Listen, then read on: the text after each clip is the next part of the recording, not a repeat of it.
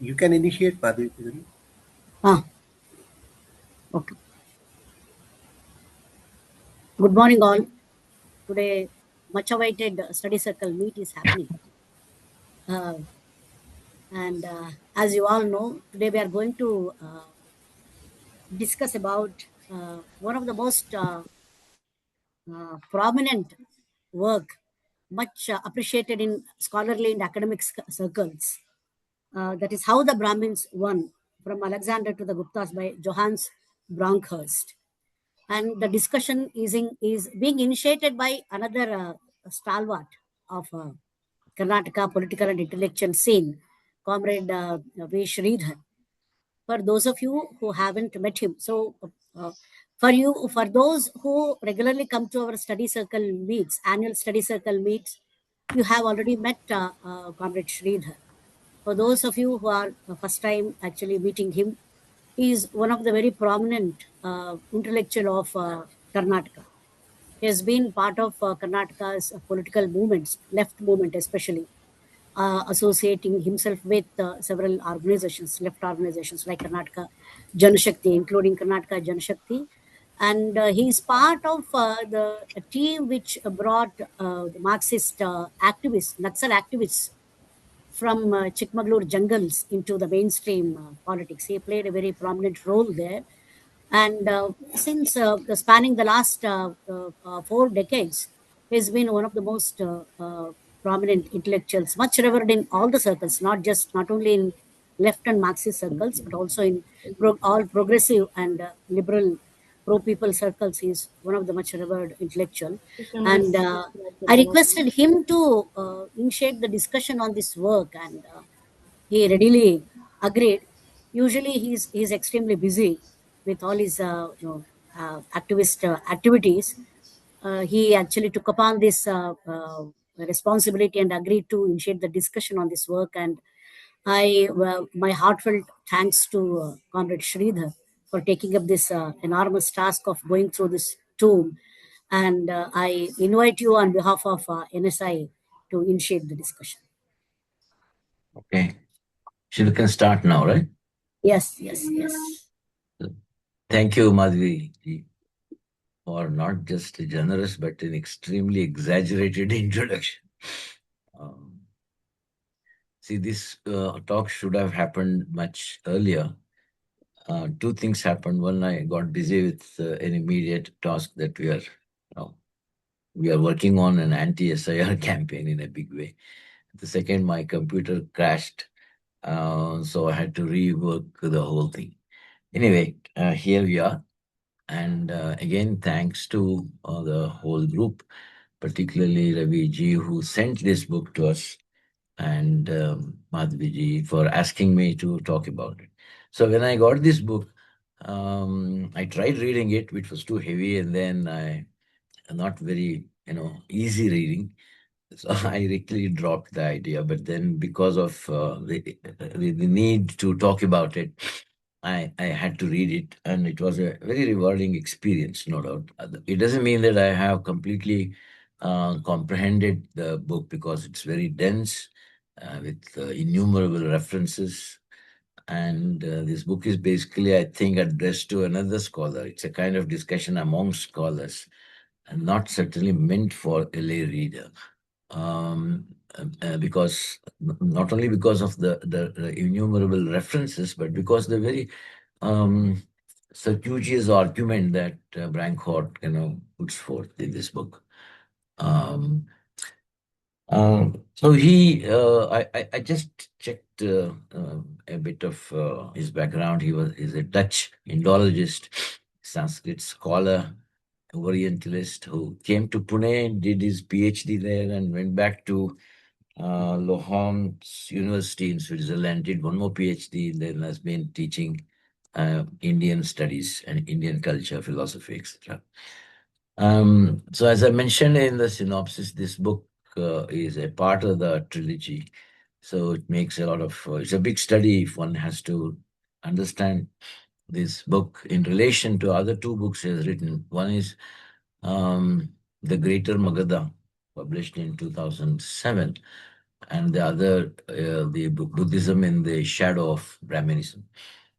This particular book tries to re-examine the usual 19th century orientalist chronological accounts of the rise and spread of Brahmanism in Indian subcontinent. The Greater Magadha, an earlier book, is a very exhaustive study of the birth and growth of the Magadha Empire in the Gangetic Valley. And he uses this book as a background for the present book. Um, I should also quip here that this title, How the Brahmins Won, though it's in past tense, can be used in present tense also, because the Brahmins continue to win even now, and much more so in the present day of Hindutva. So for those who like to read this book with that kind of an activist mindset, whether this book will give us an insight that will help us to understand Brahmanism in a very, very new light. So this book is not meant for the activists, in the sense that he, like Ambedkar, for example, would argue. Bronkhorst would never argues in a polemical way, but he's polemical in a very different sense, because, as I said, he's arguing with other scholars about certain misconceptions that they have had on this whole issue of how, about the very history of the subcontinent, religious history, particularly in relation to um, the Brahmins. The second book, Buddhism in the Shadow of Brahmanism, which is a part of this trilogy, is about basically the Brahmanical influence, um, which was shaped much by later Buddhism. So he's not saying that Buddhism emerged as a reaction to Brahmanism as it's usually understood, but he's saying that it was mutual, and the Brahmanical influence shaped much of later Buddhism, leading to the Brahmanization of the latter, that is, Buddhism itself. So, drawing from these two in the present book, How the Brahmins Won, I would call him JB hereafter, Johannes Bronkhorst. I just use the abbreviation. In the present book, shows how Brahmins who were at the verge of extinction, um, first by Alexander's invasion and later by the Magadhas, got pushed to the south, not South India per se, but the south of the Gangetic Valley, and ultimately spread across the Indian subcontinent and even the Southeast Asia, as far as Vietnam and Indonesia. That's what he mentions.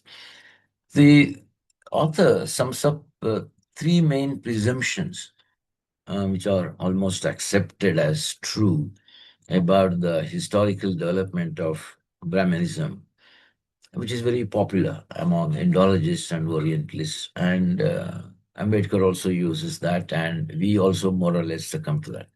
So, first presumption, according to him, is that Vedic religion and culture existed much before all other literary manifestations of Indian culture and culture, and therefore it constituted the background. That's the first one. And the second is several religious currents, most notably Buddhism and Jainism, arose within this background and to some extent in opposition to it. Now, that's the second received notion. And the third, Brahmanism, which is the religion of the Veda and of those who identified with it, subsequently interacted with Buddhism and Jainism, and this gave rise to the culture and religion of classical India. Syncretic, at the same time, sometimes Brahmanism overpowering. But we know that the recent book, which I forgot the title, talks about how Buddhism has not completely wiped out. And during our freedom struggle, we once again resurrected symbols from Buddhism. So it means that it was very much there. So there are these kind of conflicting views about Buddhism. But let's get into the center portion of his argument. So, according to JB, this has formed largely much of the Indological scholarship and has led to certain conclusions in spite of the evidence to the contrary. And therefore, the book tries to provide those contrary evidences. For instance, though recent studies, meaning post 80s, have shown that Upanishads are not as old as it was thought earlier, and the tendency to argue that they constituted the background to Buddhism and Jainism in a way has continued. Similarly, number of scholars have postulated that these two religions are a part of a bigger non-Brahmanical movement called the Shramana movement. And other studies based on language, archaeology, and geography also provide some kind of a succor to this kind of argument.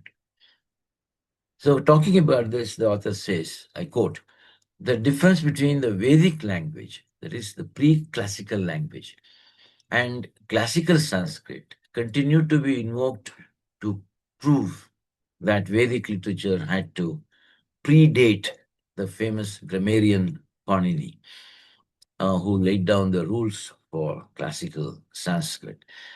And at the same time, detailed investigation showed that the language of Panini was closer to the language of certain Middle Vedic texts than to that of any other earlier text. So that he tries to prove with lots of references that intertextual reading, archaeological evidence, accounts from the Greek historians, and chronicles that Panini must have lived during those pre-classical Sanskrit times.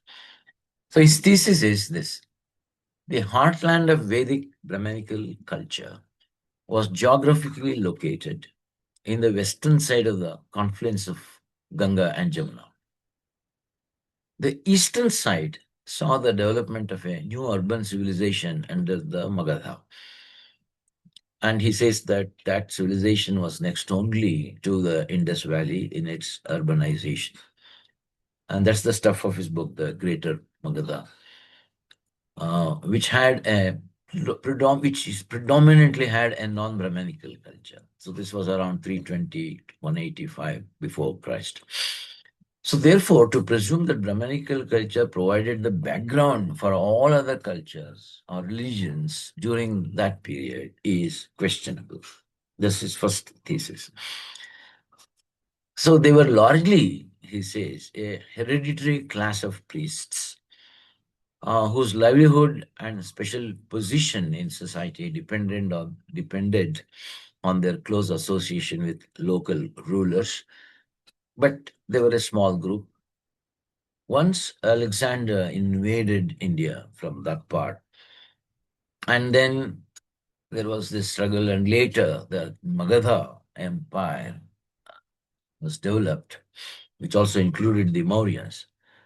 Um, there was a kind of a threat to Brahmins, and as mentioned earlier, the Magadha culture was largely non-Brahmanical because it had no interest in the Brahmanical sacrificial tradition. And as the conditions were not favorable for their survival, the Brahmins were forced to move southwards. So JB says, quote, as a result, Brahmanism as an institution was under threat. It either had to face disappearance or reinvent itself. It did the latter, that is, reinvented. Brahmanism underwent a transformation which enabled it to survive and ultimately flourish in changed circumstances. So the book tries to explain how the Brahmins could achieve this. That's the second part. They were neither colonizers, they didn't have any military power, they did not build any empire, nor did they resort to any religious conversions. They were not missionaries. And still, they managed to survive and, you know, continue to have a hold on the society. They were not missionaries, or they didn't try any kind of conversion, because Brahmanism, as we all know, is entirely against anybody converting to their sect. On the contrary, they achieved their victory through co-option, reinvention, and even absorption of forces or religious practices that came in their way. So this is a story we are familiar with in the sense that it continues to hold its hegemonical sway because even now we see it keeps on co-opting, reinventing, and absorbing forces against it. But there is one thing that they never gave up, and that was they did not give up the notion of purity, the one distinguishing feature that they never gave up, he says. And their practices took the character. Therefore, though they maintained that purity, at the external level, their religious practices took the character of a socio-political ideology. So inside there was this core religious faith in purity, but they were also open to change, reinvent themselves, and in the process, the religion, as a kind of faith, became an ideology. So it is very akin to Hinduism, if we can use the term, technically being a dharma and Hindutva being an ideology. So this is something that has been happening for a long, long time, according to this person. So there is an interesting quotation which I would like to read in full. Brahmanism had not abandoned its elaborate sacrificial heritage, but now came to include different and sometimes totally unconnected forms of religious practices.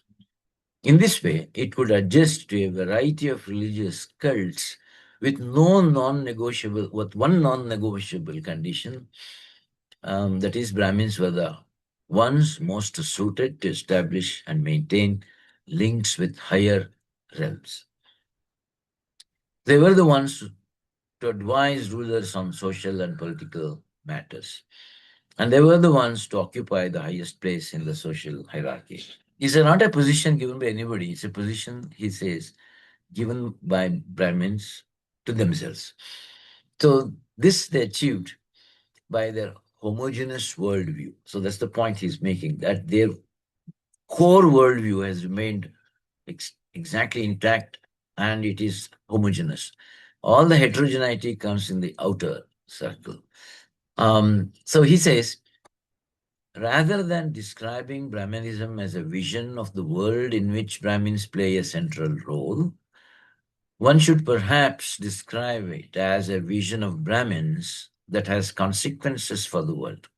I'll repeat this very wonderful statement. Rather than describing Brahmanism as a vision of the world in which Brahmins play a central role, one should perhaps describe it as a vision of Brahmins that has consequences for the world. So, as a matter of fact, much, if not most, of Brahmanical literature from this period, that is the Magadha period, is directed at Brahmins and deals with exclusively Brahmanical concerns. So they were not addressing others, but it had consequences for others. That's the distinction he's making. What this means is that their standards of purity became applicable in society at large. Their ritual practices were picked up by other religions, and their claim to royal protection became a manual of statecraft. And that manual of statecraft, which ultimately they produced, is what is called Manava Dharma Shastra. That's the term he uses, which is famously known as Manusmriti. This made everyone, mostly the rulers, to accept all Brahmins as Brahmins. That is, the way they thought about themselves. So that was not questioned at all. Their literature was so technically sophisticated that no outsider would neither be able to nor bother to understand. And yet, much of the technical literature, particularly in linguistics, for example, was part of the Brahmanical self-image composed to support Brahmanical claims of superiority, but addressed to no audience in particular, or no audience apart from themselves. So this is the sum and substance of this book. And this he tries to delineate through 3 chapters. The first one is called The Catastrophe and the New Departures. The second chapter is called Brahmanism, and he gives a subtitle, The Core Vision. It has 3 parts. The core vision, the second, Brahmins and society, and the third, external influence. That constitutes what Brahmanism is all about. And the third chapter, which is brief, it's called Conclusion, and from which he draws the title, How Did the Brahmins Win? That's the conclusion. So this is followed by a very elaborate appendix, almost 58 pages of appendix. Very, very elaborate appendix, and technical also. So I will not go into the appendix. I'm neither competent nor there is time to go through that. I went through that, but much of it is full of intertextual, intersource references, difficult to follow unless you also chase the references that he gives. Anyway, let's go to the first one, catastrophe and the departure. First, the catastrophe. The catastrophe is already mentioned, the political events that happened in northwestern India. He goes to that because these are the things that are well documented. As a scholar, he is always looking for primary sources if possible, and a very, very careful analysis of secondary sources. So therefore, he says that in northwestern India, which saw the conquest of many outsiders, particularly Alexander and others, is well documented. And it was very catastrophic because they were not kind to Brahmins.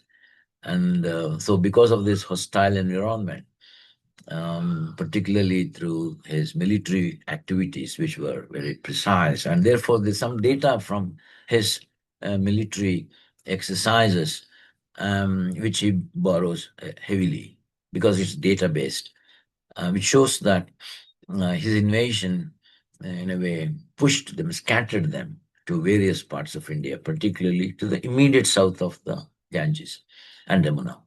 So compared to this, the information from the indigenous sources, which most Orientalists rely upon, like the Vedic and the Buddhic texts, are hard to interpret and even harder to date. That's the point he makes. So therefore, he is he is in search of reliable data, because the textual evidence that comes from Vedic and Buddhic texts are very difficult to date. However, there is evidence to suggest that Rig Veda and many other texts of that time were composed in what is now known as Punjab, including eastern Afghanistan. That's the conclusion he comes. Textual sources, most notably by Patanjali's description of Panini, the great grammarian, to the 350 BC, is also something that he, relies upon. And he comes to this conclusion that Panini must be a contemporary of Alexander. There are records to suggest that there were 2 revolts after Alexander, when the Magadha Empire was getting into shape. There were 2 revolts in Takshashila, during which Bindusara, the Mauryan king, sent his son Ashoka to deal with the first. And Ashoka in turn sent his son Kunala to deal with the second. In both the cases, evil ministers, the term is Dushtamaya, Dushtamatya, something like that. Obviously, Brahmin councillors were killed. Many Brahmins were killed at the time. And though Ashoka gave up violence, he did not approve of animal sacrifice, thus depriving Brahmins of an essential part of their livelihood. So animal sacrifice, without that, there was no Brahmanical ritual. And therefore, once he banned animal sacrifice, initially they found completely threatened by that. And of course, perhaps later they changed themselves. We know that. The Yuga Purana, that's the text that he also quotes quite often, describes the misfortunes of Brahmins, which heralded the end of the Yuga, called the Yuganta. So, in fact, the Yuga Purana talks about the advent of Kali Yuga, which is the end for everything, particularly Brahmins. Now, they finally found that Kali Yuga was not, coming up as they expected it. So, what they did was they reinterpreted the Kali Yuga itself, saying that, okay, you can't measure years or time as you would measure in the Dwapara Yuga or Treta Yuga. So what was 1,200 years then could be 12,000 years now, something like that. So instead of accepting the end of the Yuga, the Yuganta, they extended the periodicity of Kali Yuga itself. That's how, they managed that the Kali Yuga is threatening but not yet come. It also suggests that Brahmanical influence was strong before Alexander, but after the other Greek invaders called the Yavanas, which are also considered called Mlechas by Brahmins, were considered outsiders. So the absence of Varna among these people at that time is also an indication that many Brahmins did not live there. That means after the scattering in the Magadha Empire, Brahmins were very few. They were not in big numbers. That's what he says. Not that they completely disappeared, but therefore the Varna system that started did not have any takers there. However, those who lived abhorred the numerous religious cults and adopted gods. So slowly they had to give up their sacrificial religious cults, and even adopt gods like Krishna and Shiva, who were added to their core ideology. For example, the reference is from Vishnu Purana. Text like Mimamsa, which is basically a text of logic, suggests that in the earlier times, Brahmins had no gods as such and even rejected the very idea of God. Because the whole idea of having an icon, he says, came from the Greeks. Brahmins didn't have gods, nor did they have any icons at that time. That the divine could be expressed in human form was a Greek idea. Therefore, it was a Mecha idea. The Pashupatas were considered by Vaidika Brahmins as enemies to be abhorred. That means Pashupatas means those who worshipped Shiva. But later texts claim that Shiva was none other than the Vedic Rudra. So that's how they adopt. Whatever that cannot be accommodated is adopted, indicating an early synthesis of the other. So this continuous process of synthesizing the others kept them in their position. While Buddhists were for a long time considered Pashandas, the Pashupatas were not. So initially, even the Pashupatas were enemies, but then Shiva was absorbed. He became the Vedic Rudra, but they could not do that to Buddhists. Therefore, they considered them Pashandas, something that people who should be kept away from. Now, about the new departures. I'll summarize it into about 7 points. Otherwise, it's very thick description. First, this section, that is the second part of the first chapter, deals with the self-centered features like separatedness and resistance to change that constituted two fundamental aspects of Brahmanism: separateness and resistance to change. Patanjali refers to an earlier work on Dharma, which preceded the Manava Dharma Shastra, something that preceded Manu Shastra, which itself is a unified composition dating to 2nd or 3rd century BC. 3.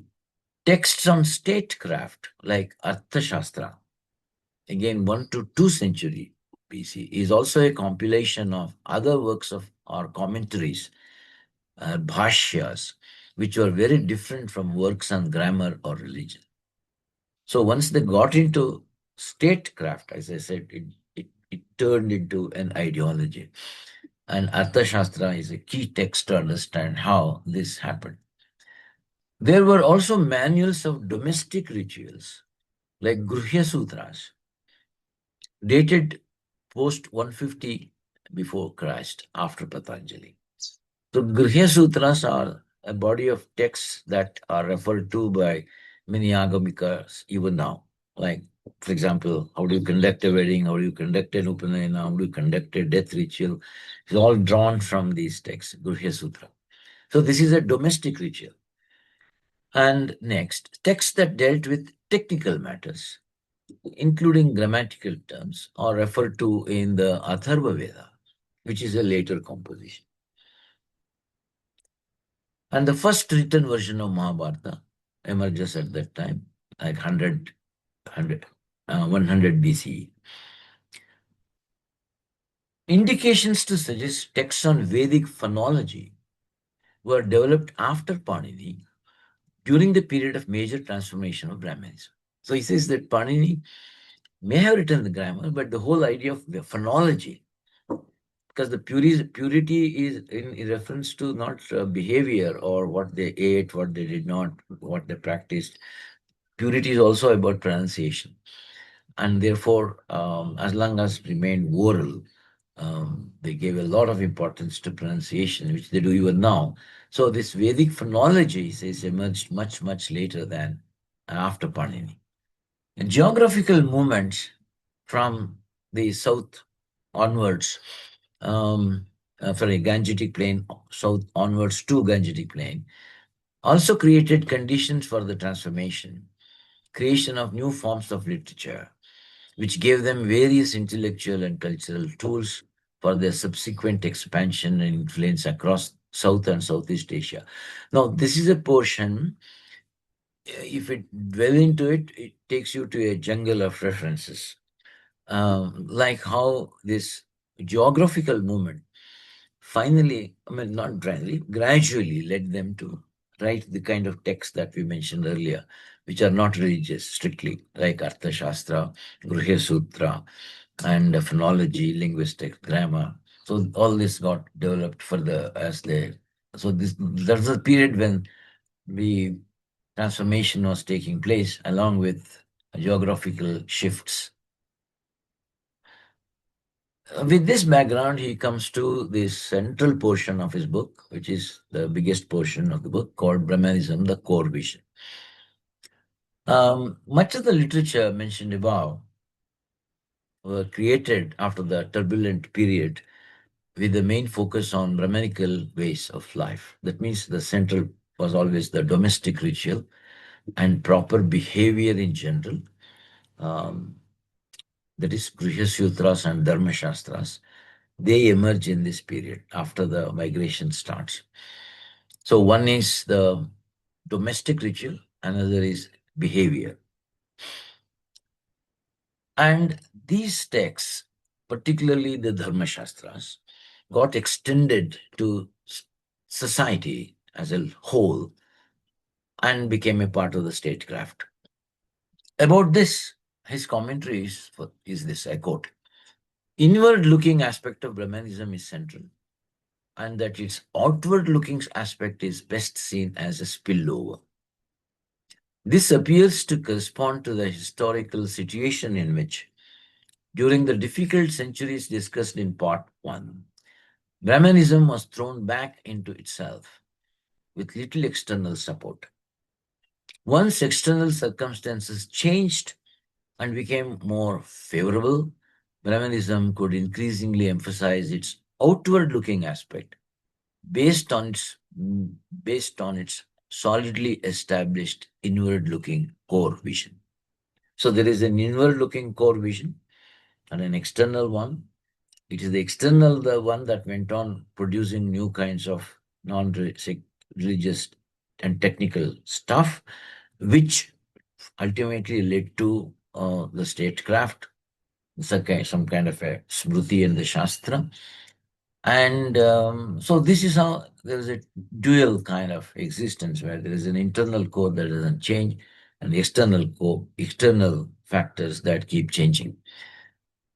So this section deals largely with this core vision presented as an ideal world that no longer existed. So when they had to create this core vision, they did what usually revivalists do, that they push their ancestry as back as possible, and rely more on memory. And memory becomes a part of the idealized past, which is used to shape the future. I have underlined this because we can see that that is exactly how the Hindutva is operating even now.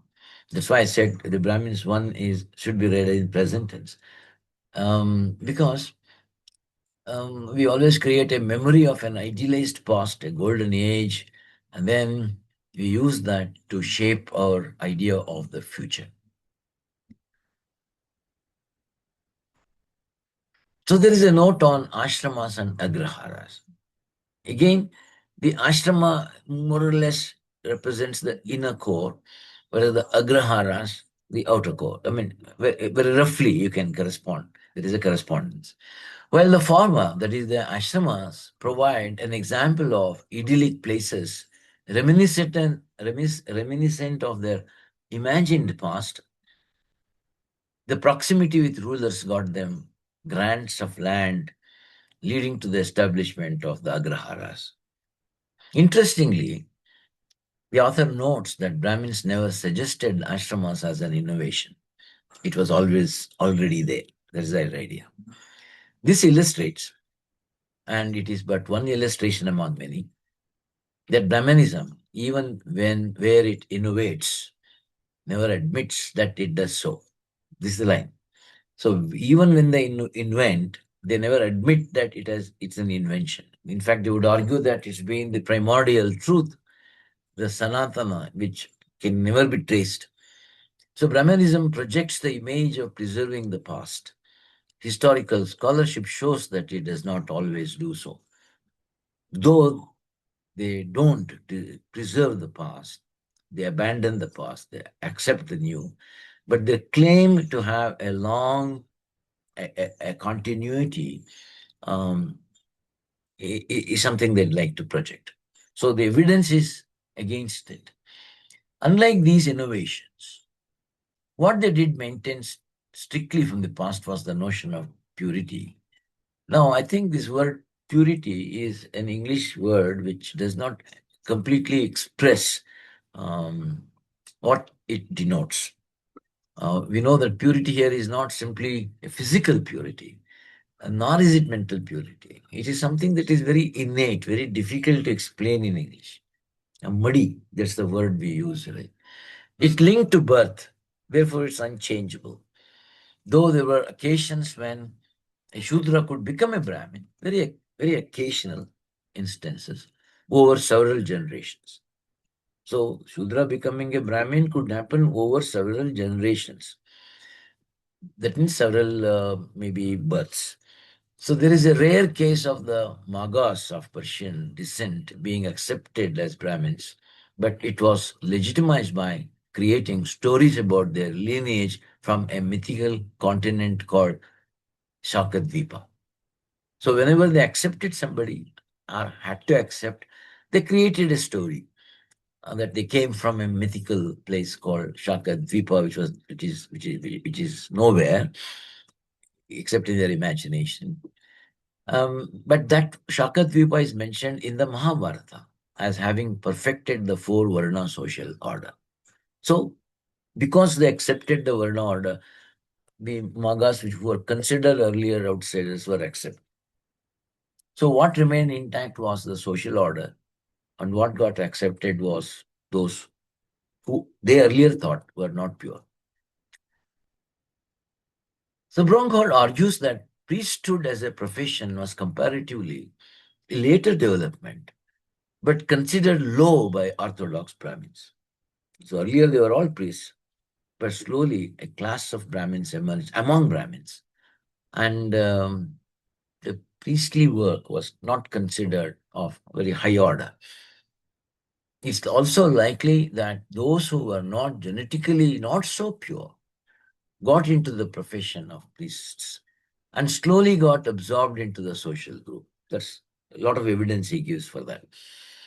That um, so even now, I think there is this belief that those who actually go to temples and conduct the priestly work are not considered very highest in the ranks of real Veda, Vedic scholars. They never go to temples like priests. So there is this hierarchy even among Brahmins. But they were not perhaps Brahmins at all, but they were observed later. That's the argument Bronkhorst provides. Similarly, Upanayana, the Vedic initiation into Brahminhood, is also a later innovation, as the concept of twice born appears only in later texts. So the Dvija is a concept, he argues, is not to be found in earlier texts. Though it was the teacher who initiated the young ones earlier, later it moved to the father. Now, Ambedkar makes a study of this in his Revolution and Counter-Revolution in Ancient India, where he argues that before the advent of the decline of Buddhism, and Buddhism was strong, before that, it was the teacher who initiated, which meant that the teacher could demote anybody or promote anybody.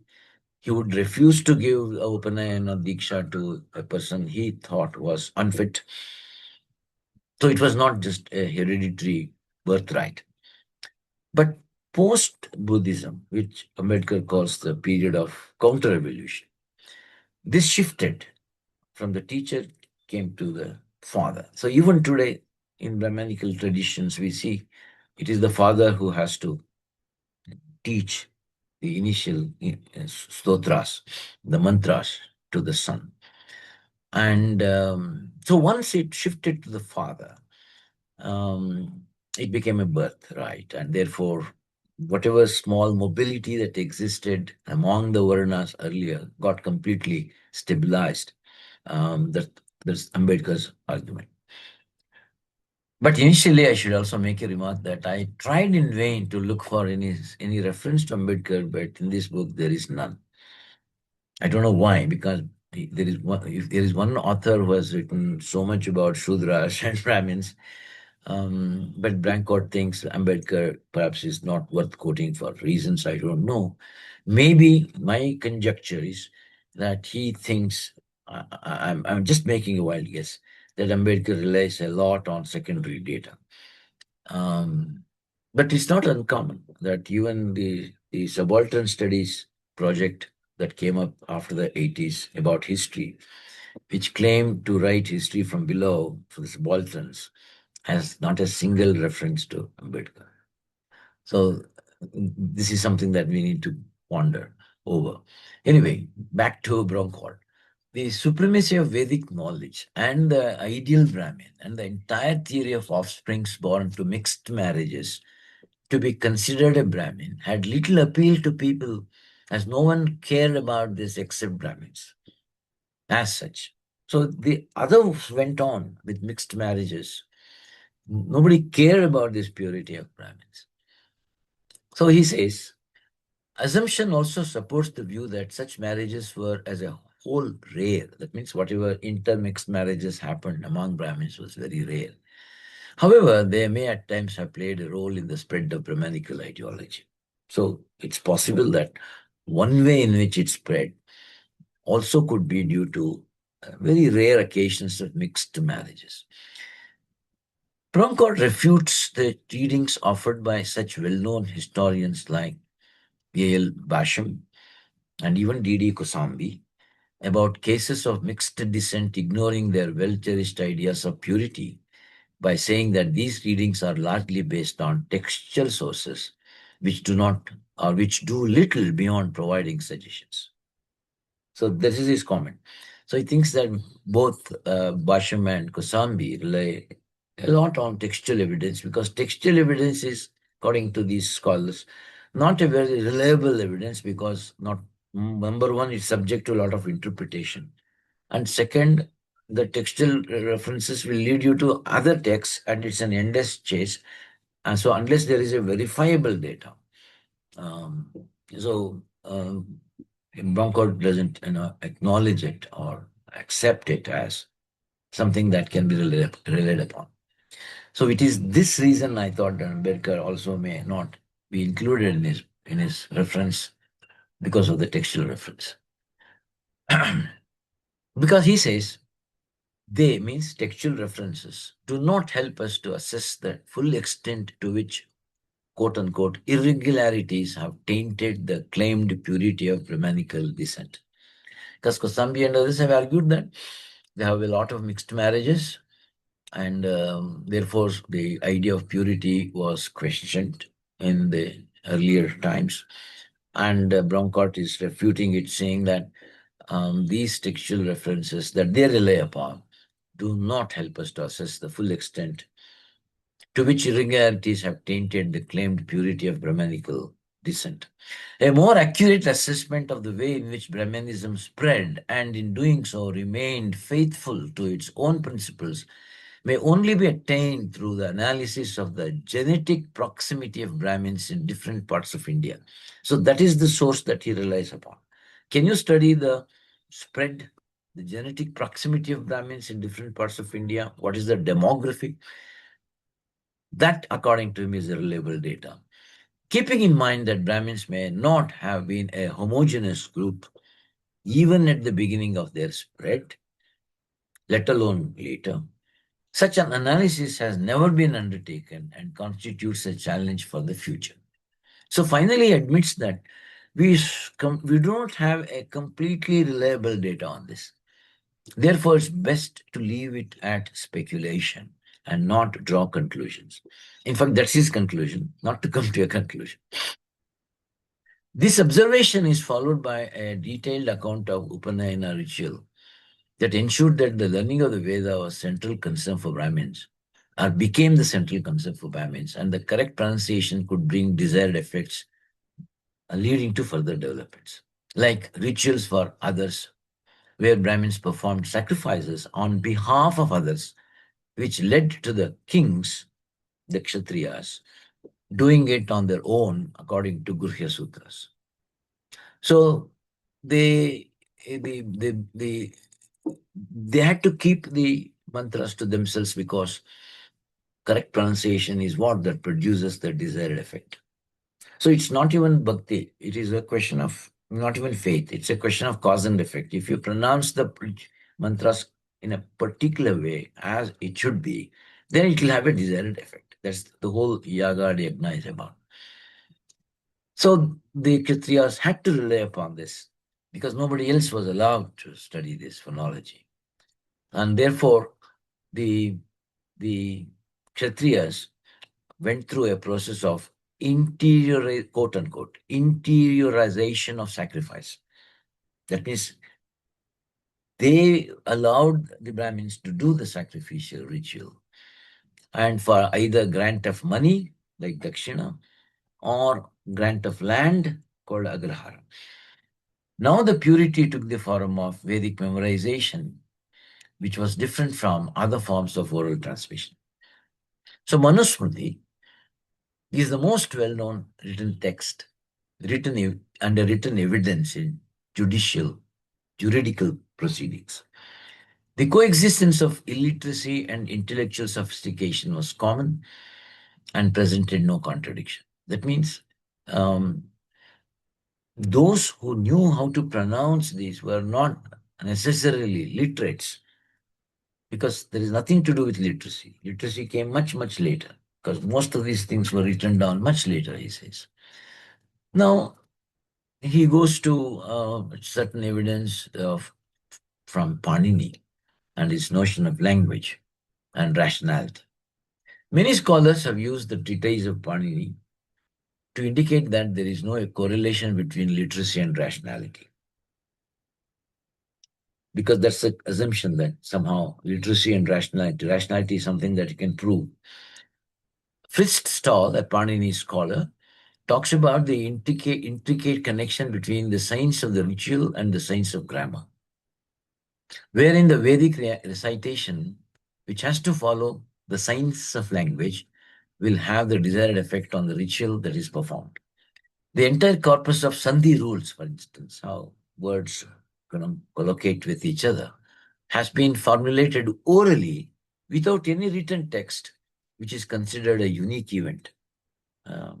Because most of the Sandhi rules emerged after the written texts were perfected. But in India, it was the other way around, he says. And there is this philosophical underpinnings. For example,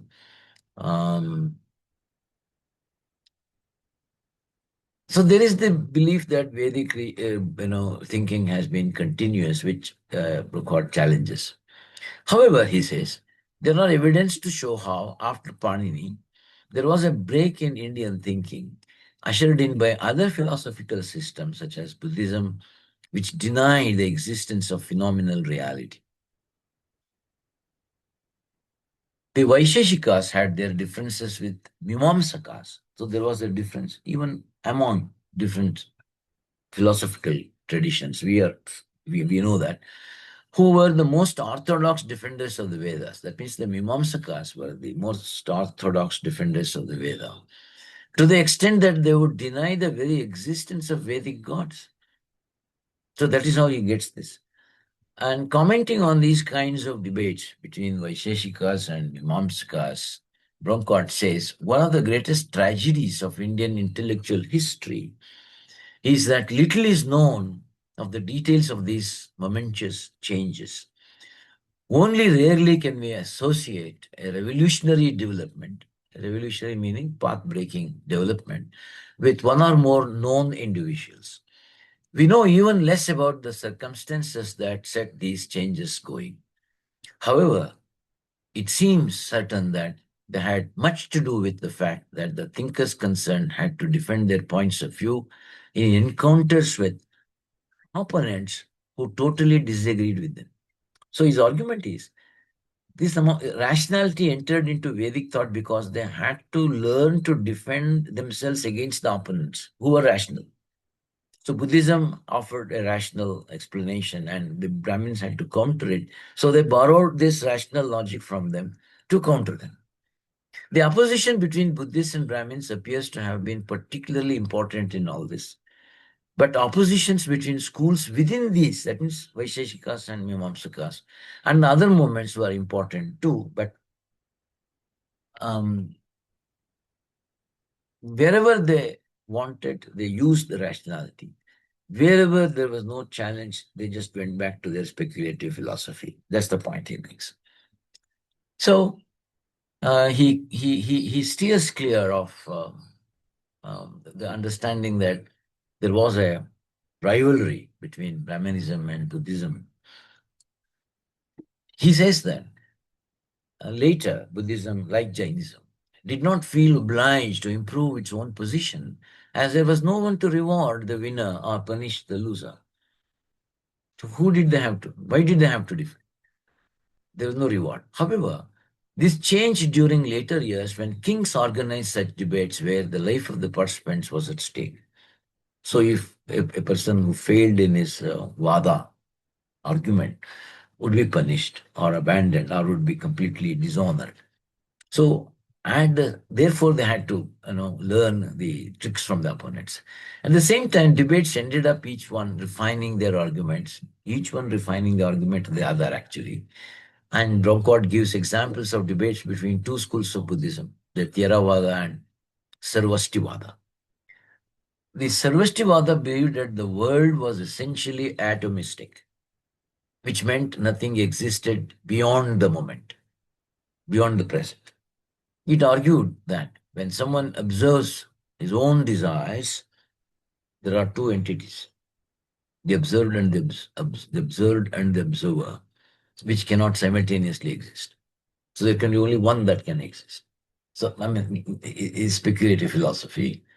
What it means is observation of a desire, for example, is therefore only possible if a non-present subject, that is the desire, exists. The Sarvastivadians concluded from this that past and future, they do not exist. This particular view, incidentally, is responsible for their name, Sarvastivada. The position Vada, that is the Vada according to which everything that is sarva, exists, asti, in the present, sarvastivada, something like an existentialism, if you want to use a term. Um, Theravada did not use this kind of argument. Sarvastivada played a major role in the tradition of debate that came to involve all schools of philosophy, whether Buddhist or Brahmanical or Jaina. It seems even likely that the Sarvastivadins were the first to adhere to this tradition of debates in India. Theravada played no such role and indeed left India before this tradition of debate had attained a prominent position. So, after all these debates, and he goes to great lengths to show from grammar, for example. Um, for example,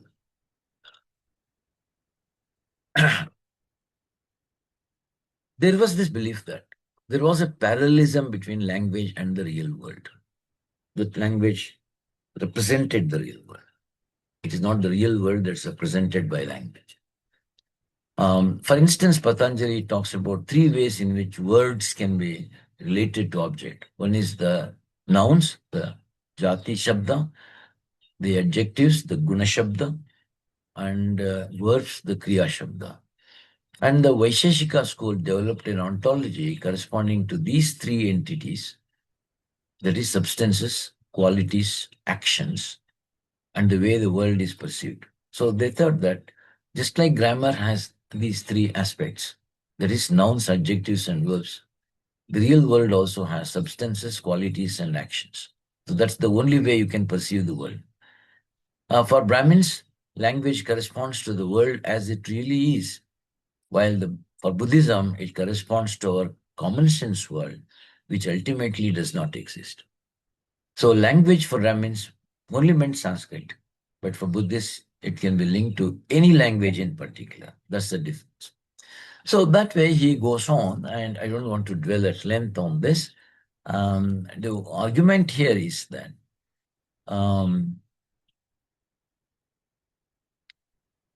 there are this. So finally, this section comes to an end after discussing a wide range of topics. For example, the relation between language and reality, language and ritual, language and logic, difference between Brahmanism and Buddhism and language, Sankhya, Vaisheshika. I'm not going into this because it takes us to the jungle of philosophy, Mayavada. And there is something called Ajitavada, relation between language and grammar. Even the origin of Indian theater, because there is this argument that ancient Indian theater was influenced by Greek drama. But Bronkhorst argues it is questionable. So, with all this, he comes to this conclusion with a lot of questions. His conclusion is actually a series of questions. I'll just summarize these questions. I'm coming to the last part now. Final chapter: how did the Brahmins win ultimately? One, the reference to Brahmins in Buddhist sutras indicate that the later, that is, the Buddhist sutras, had settled down in regions that were not yet Brahmanized. Two, Brahmins did not settle in villages but created their own hermitage, though there is very little indication as to what they did for living. Because nobody tells what they did for living when they lived in the ashram. Maybe the kings provided for them as they were often invited for religious purposes, but they did not have any single empire to fall back upon, like Christians could live back upon their king, the Constantine. So that way they never had one empire. So therefore, the book, as I mentioned earlier, ends with a series of questions which have no definite answers. One, how could Brahmins spread the way they did? Two, what features of Brahmanism account for their incredible success? Three, how did Brahmins succeed in building such a reputation for themselves, though they were scattered initially? Four, why should rulers accept the claim that Brahmins are superior to everyone, including the king himself? That means he's saying there are no answers, definite answers to these questions. Next, why should they give gifts to Brahmins, often in the form of land, agraharas? What were such gifts expected to bring the donors? Maybe a place in the next birth, but that's speculative anyway. So the royal patronage can be partially attributed to the stories about afterlife, which the kings wanted to ensure, but there was no way to verify them. So then what exactly led to royal patronage? That's a question that there is no answer. So he says that the full and complete answers to these questions are well beyond what we can reasonably expect. That's the conclusion. There are speculations. There are theories built on these questions, but Bronkhorst would not agree unless there is a verifiable data, which he finds none. The details of this process, that is how the Brahmins won, will probably forever remain hidden from us. That's what he says. We may surmise that pure chance played a role, followed after initial success by a snowball effect.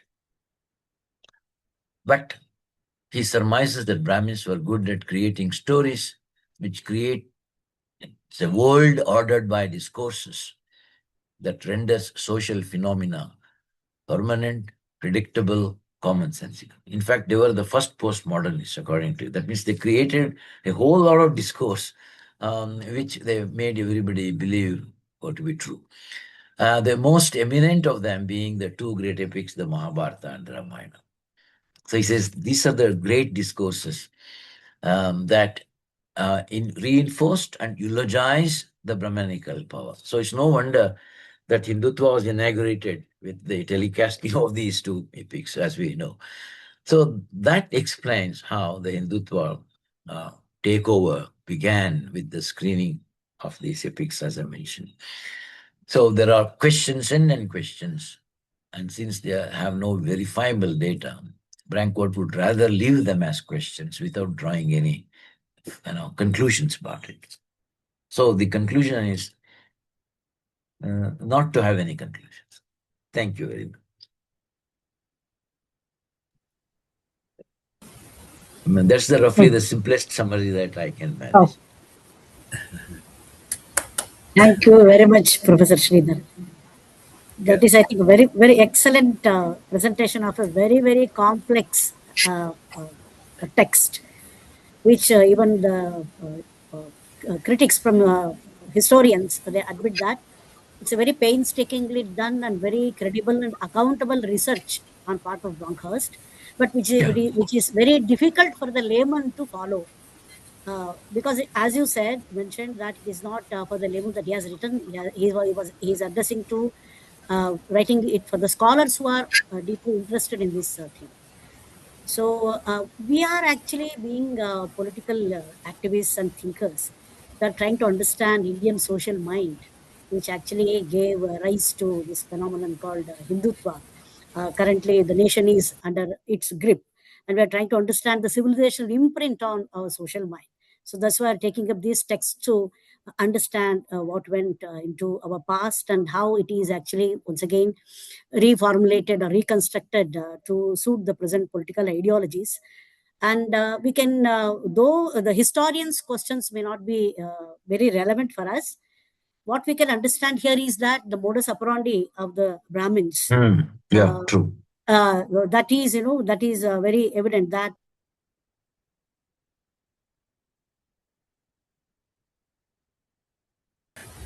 I think Madhvi will resume it, but Yeah. before I will just the usual tradition is that we request every participant to share his or her initial comments. Yeah, sure, I know. Yeah, yeah. So please, so I Yes, will I. just request everyone to share his uh, understanding of the whole thing or how initial opinion of the presentation.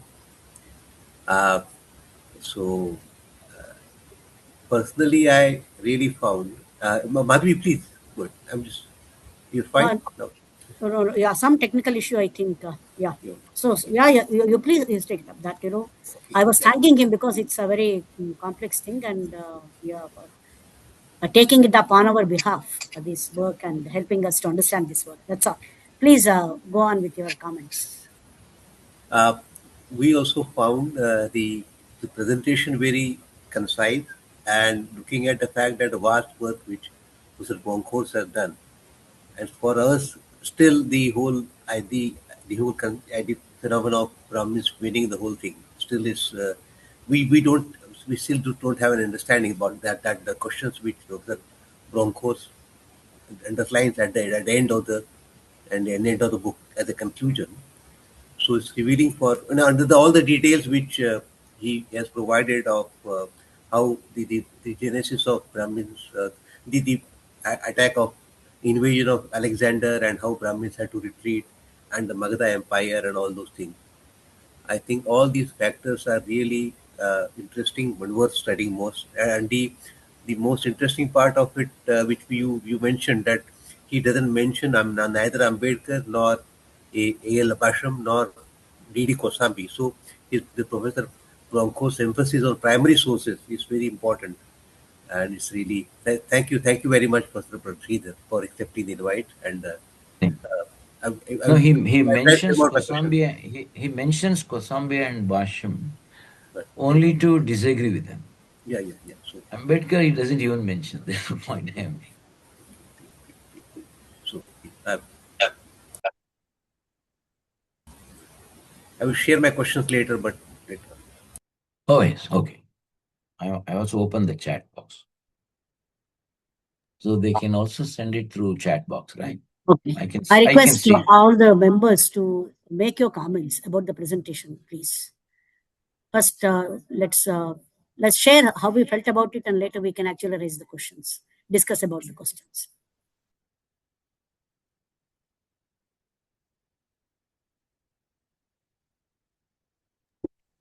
Yeah, it's very, comrade, it's a wonderful presentation. Particularly, congratulations. I learned more very important things, but the critical thing, the reinventing itself, it is the critical thing. When it faced the declining situation, it completely reinvented itself. Brahmins, Brahmanism. Even earlier, it used to do animal sacrifice. Now they completely changed the pure vegetarians like thing, and the same way idol worship. And this all you articulated very well. And I want to know more about what is the advantages of Brahmanism. Why these religions defeated majorly, how they occupy, Brahmins occupy the all critical aspects of people's life later. Each and every occasion, people used to depend on Brahmins. That's importance Mm. they created. That is the my Mm. question.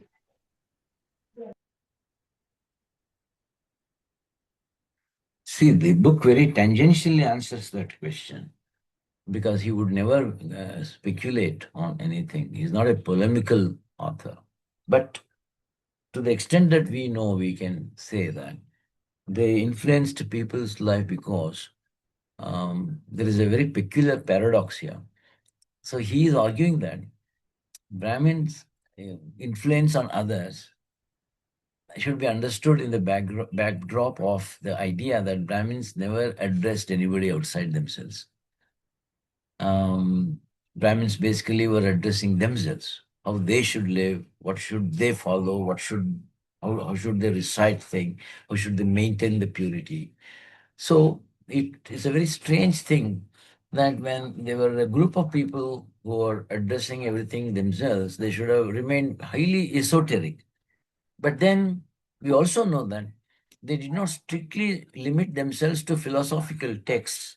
They started writing about the secular texts. When I say by secular, I meant alaukika, meaning not alaukika, but laukika texts like Gruhya Sutras, Arthashastras, Kamashastras. So you can see Manu Shastra itself is. So that means it was giving the people the ideal Brahminhood. But indirectly, perhaps we can conjecture that they were also telling, speaking on behalf of others. I think, in my way of defining Brahmanism, one way is that Brahmanism is a way in which it speaks for others. they don't allow others to speak. If they had allowed others to speak, why would Shudra say that his tongue should be burnt if he's seen reading the Vedas? So all these Purusha Suttas and the Manushastras may have undergone a lot of interpolations. And these interpolations that created this kind of a dictates for what others should do. So Bronkhorst would argue that that was not the primary concern of the Brahmins. It is the later interpolations that created what others should do, or what should happen to others if something else was done, some line was crossed. So that's why we get this detailed account of if a Brahmin and a Shudra marries, what should happen? And if there is a violation, on the other hand, what should be the punishment? Because the punishment is not equal. We know that. We know that. So, for the same crime committed, the punishment varied depending on who did this to whom. So, all these were interpolations that started telling everybody what they should do. So, I think that is something people have imbibed, and that's the point that he says is something we cannot completely understand because there is no evidence for that. So why should the OBCs follow, for example, the whole idea of vegetarianism as pure and non-vegetarianism as impure? That is something that every OBC, though they are very fond of eating meat, they have accepted this idea of purity.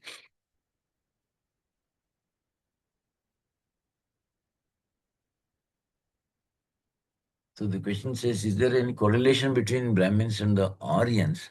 And Bronkhorst does not go into that debate. He begins by saying that they were already there by the time Greeks invaded, and Aryans must have come much, much, much before. And so there is a lot of evidence to show that they did come from outside central different parts and intermingled, and that intermingling happened as they were traveling. So by the time they came, there were nothing like pure Aryans. But later Brahmins tried to create an Aryavarta. An Aryavarta is an imagined land that does not exist anywhere. So that is how they try to link themselves as having a long continuity. It says that narratives matter. Yeah. How they created their talent or their scholarship went Yeah. into See, creating these even very now we see that why do BJP people talk about going back to the past, that we had all kinds of things, what I call the Pushpak Vimana syndrome. That's generally the term we use nowadays, because you think of a rocket, they say we already had it. So now it's very brazen,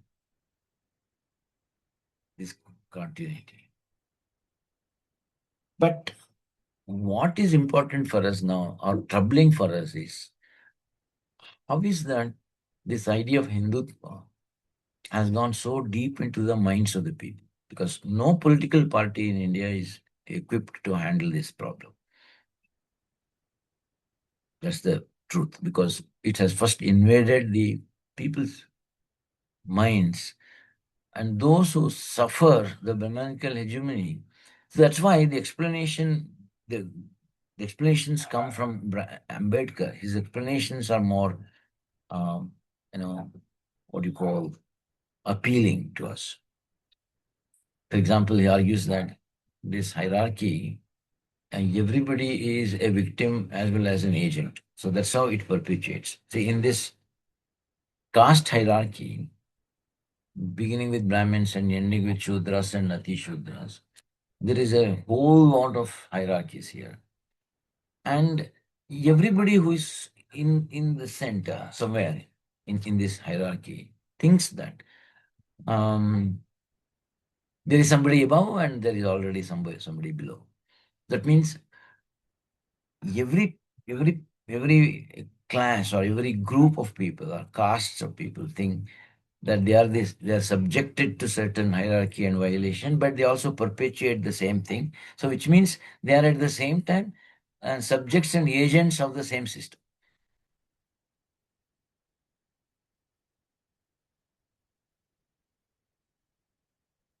That's something very rare. So you are either a subject or an agent, but Jati survives because it operates in a dual way.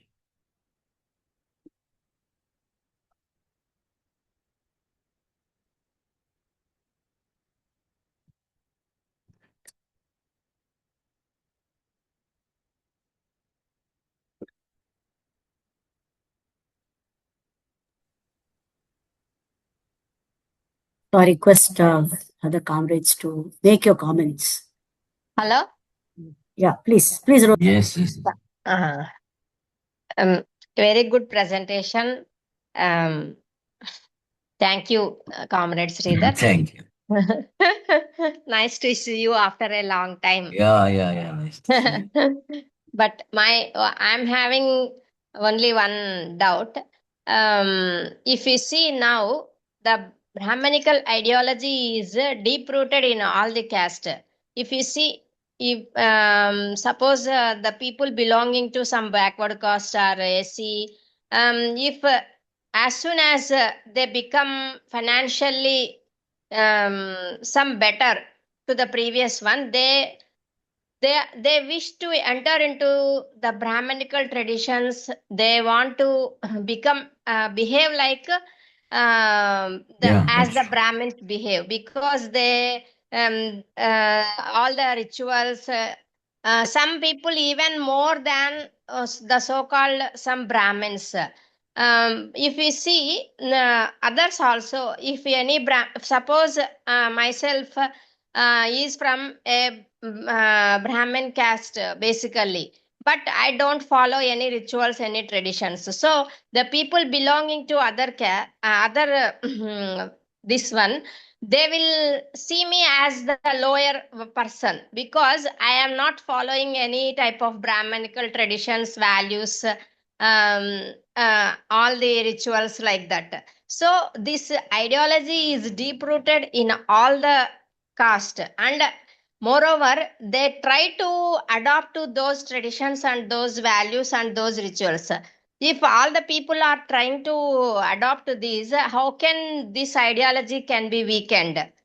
The people who are all these years who are suffering with the Brahmanical ideology, they themselves are interested in adopting these things. So who can weaken this type of ideology? How this can be done? This We is don't the know who thing. can weaken this.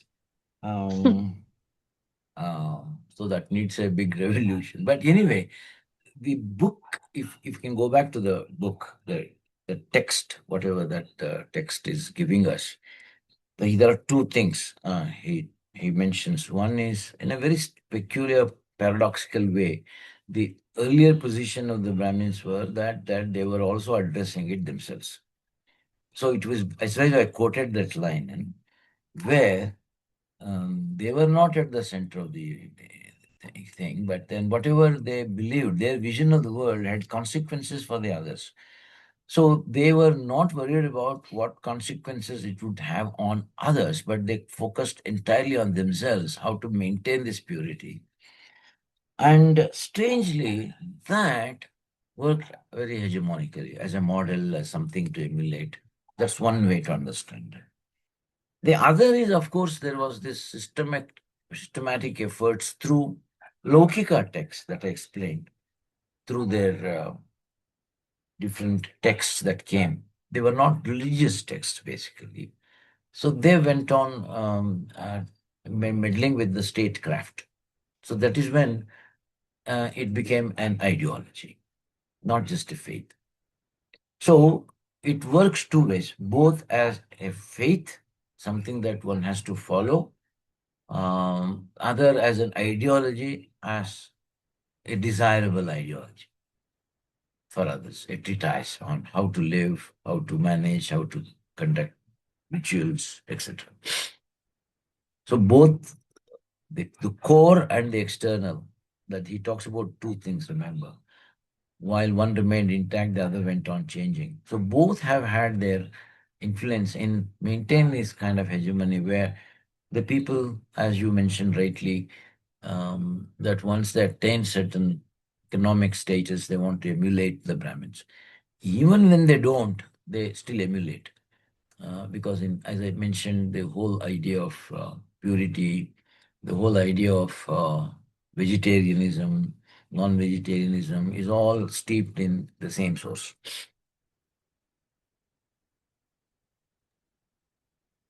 So there is a question in the chat box. I know, I saw that. I couldn't understand this correctly, but sir, can you explain how it helped them to tweak yuga's duration? What it meant was, see, the earliest text was the Yuga Purana, he mentions, as a very reliable source. Yuga Purana talks about the Yuganta, the end of the world. That means they thought that once it almost is trying to say that the end of the Yuganta meant the end of the world, actually meant the end of Brahmanism, more or less. But then they realized that that was not coming forth anyway. The world was not coming to an end. So what they did was they reinterpreted the time itself. So if Treta Yuga, there is actually a measurement. 1,200 years of Treta Yuga is 12,000 years in Dwapara, and it is 24,000 years in the next, and then in the Kali Yuga, it's much more. So they said that we cannot measure the God's time with our idea of time. So don't say what the yugas follow one after the other, because between each yuga, the time span was different. And now the time span is very vast, and therefore there is no end.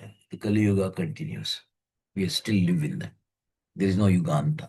So that is how they tweaked the Yuga duration to modify the earlier belief. Because if they had stuck to earlier belief, there should have been an end of this. But it did not happen. So when it did not happen, they tried to create a theory of time, of Yuga. That's the explanation Bronkhorst offers. To give an example of how, whenever it did not suit them, they always reinvented the things.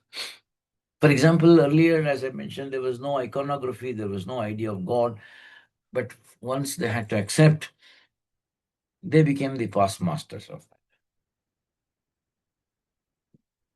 So the Shiva becomes the Vedic Rudra. Rudra is not Shiva, basically.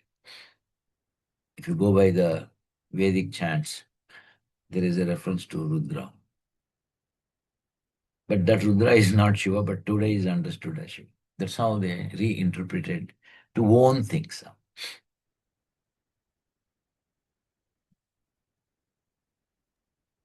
And throughout history, we find references whenever Brahmanical domination is disturbed, that their anxieties about this Yuga, Kali Yuga. It reinvents, it comes out. Yes, it comes up.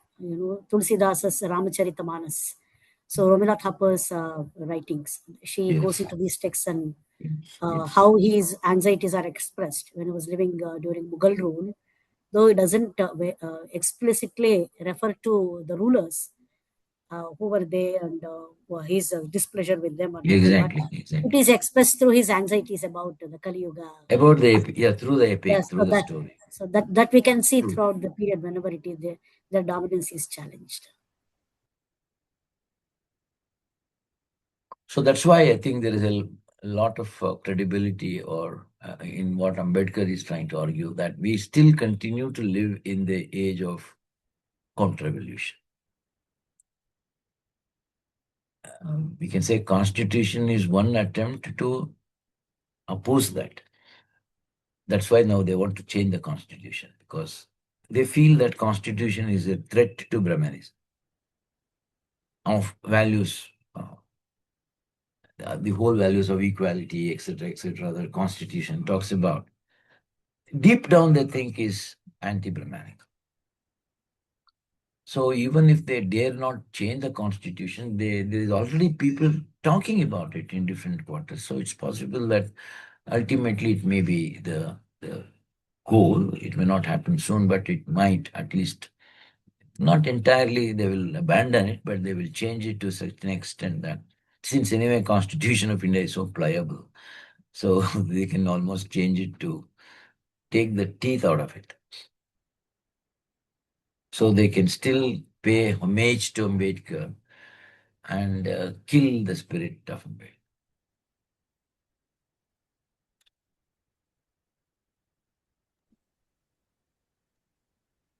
So the deeper challenge is how to counter this mindset, which is seeped into the social That's a very norms. big question, actually. Yeah, very big. Yeah, that's why. That means that, as I said, at least we know who cannot do it. We know very well that no party, listens, no parliamentary party is equipped to handle this. So as long as they have to contest elections, every party, even the progressive ones, have to rely upon the votes of Hindus. So they dare not talk about it beyond a certain point. So therefore, it has to emerge from the people, from people's struggles. Because as long as we can keep conducting elections the way we do, the whole system is being consolidated. So therefore, that's a very difficult question, but that's a question that one has to address, keep addressing all the time. That's our challenge. So, Madhvi, if I can take a couple of minutes, first of all, Please. Yeah. Thank please. you, Sreedhar. Thank you, Sreedhar, so much. It was a beautiful, comprehensive, very succinct presentation of a massive book. I think It's a small attempt very anyway. I think very few of us will finish the book, let alone comprehend it fully and make it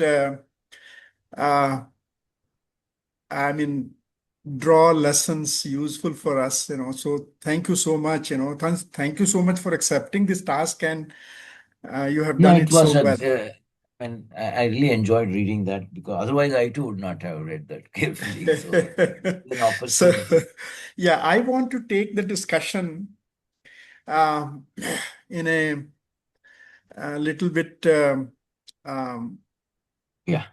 direction. It may appear a different direction, but it is very relevant for our concerns and our project. The first thing that the reason this author and this title caught my attention was precisely because of the title. How did the Brahmins win?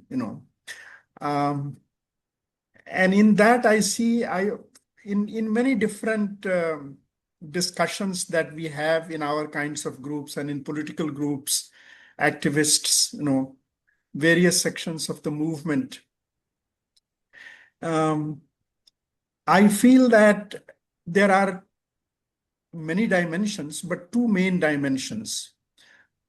One is the historical intellectual dimension, and the other is political sociological dimension, critique dimension. So, and often in the midst of the controversies inside a movement, it becomes nearly impossible to focus objectively on the strengths of what you consider your enemy. I will just give a parallel example, that whenever there is in left and in all progressive movements, there is no doubt that colonialism was bad. But the question that why were we colonized? Why did they win? There, people like us often mix up two things: our critique of colonialism and our attempt to understand why colonists succeeded and we, the colonized, got defeated, or we landed up where we did, So the question of how did the Brahmins win was very attractive to me.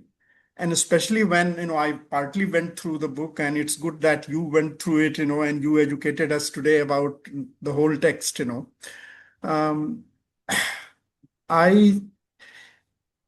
I may or may not be able to assess whether Bronkhorst's arguments, his scholarly investigations and arguments are convincing or not. But one thing which I admired in him was that he was free from, let me call it, our kinds of prejudices. Yeah, that's true. In the sense that he was not burdened by the fact that if he dug deeper into the historical processes through which Brahmins came on top, then digging into those causes, he will not be accused of siding with the Brahmins or not critiquing them and so on. That is why, our critique is obvious. Our critique is obvious of colonialism, and we should not be forced all the time to prove our credentials that we are against colonialism. Same thing holds for capitalism. We are leftists, and our critique of capitalism is the deepest critique, I believe, there is of capitalism. And yet we also, starting with Marx himself, we also recognize that for thousands of years, the living standards and the productivity of humankind stagnated at the same level. And in last 200 years, it just exploded under capitalism. So the critics of capitalism will be the first ones to acknowledge that capitalism has something inside it that explodes that accelerates the development of productive forces. Now, if we say that capitalism was the greatest revolution as far as development of productive forces was concerned, does it mean that we have become admirers of capitalism? No, we remain the same staunch, uncompromising critics of capitalism, and yet we try to understand the enemy. Yet we try to understand the strength of who we are against. Same thing I hold for Brahminism, that I hold for dominance of Western imperialism, colonialism, capitalism. Same thing I hold for Brahmanism. My interest would be to understand why did they win. And this was even more astounding because, as you pointed out, as Bronkhorst elaborates, they were not empire builders.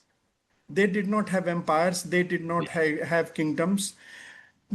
Large part of their history, they were addressing themselves. There were Brahmin villages and tribes like existence of Brahmins. Bronkhorst also points out how some people have, these Greek scholars were confused and they treated them as tribes, and so on, even though they were not tribes, they expanded. So they did not have political power directly.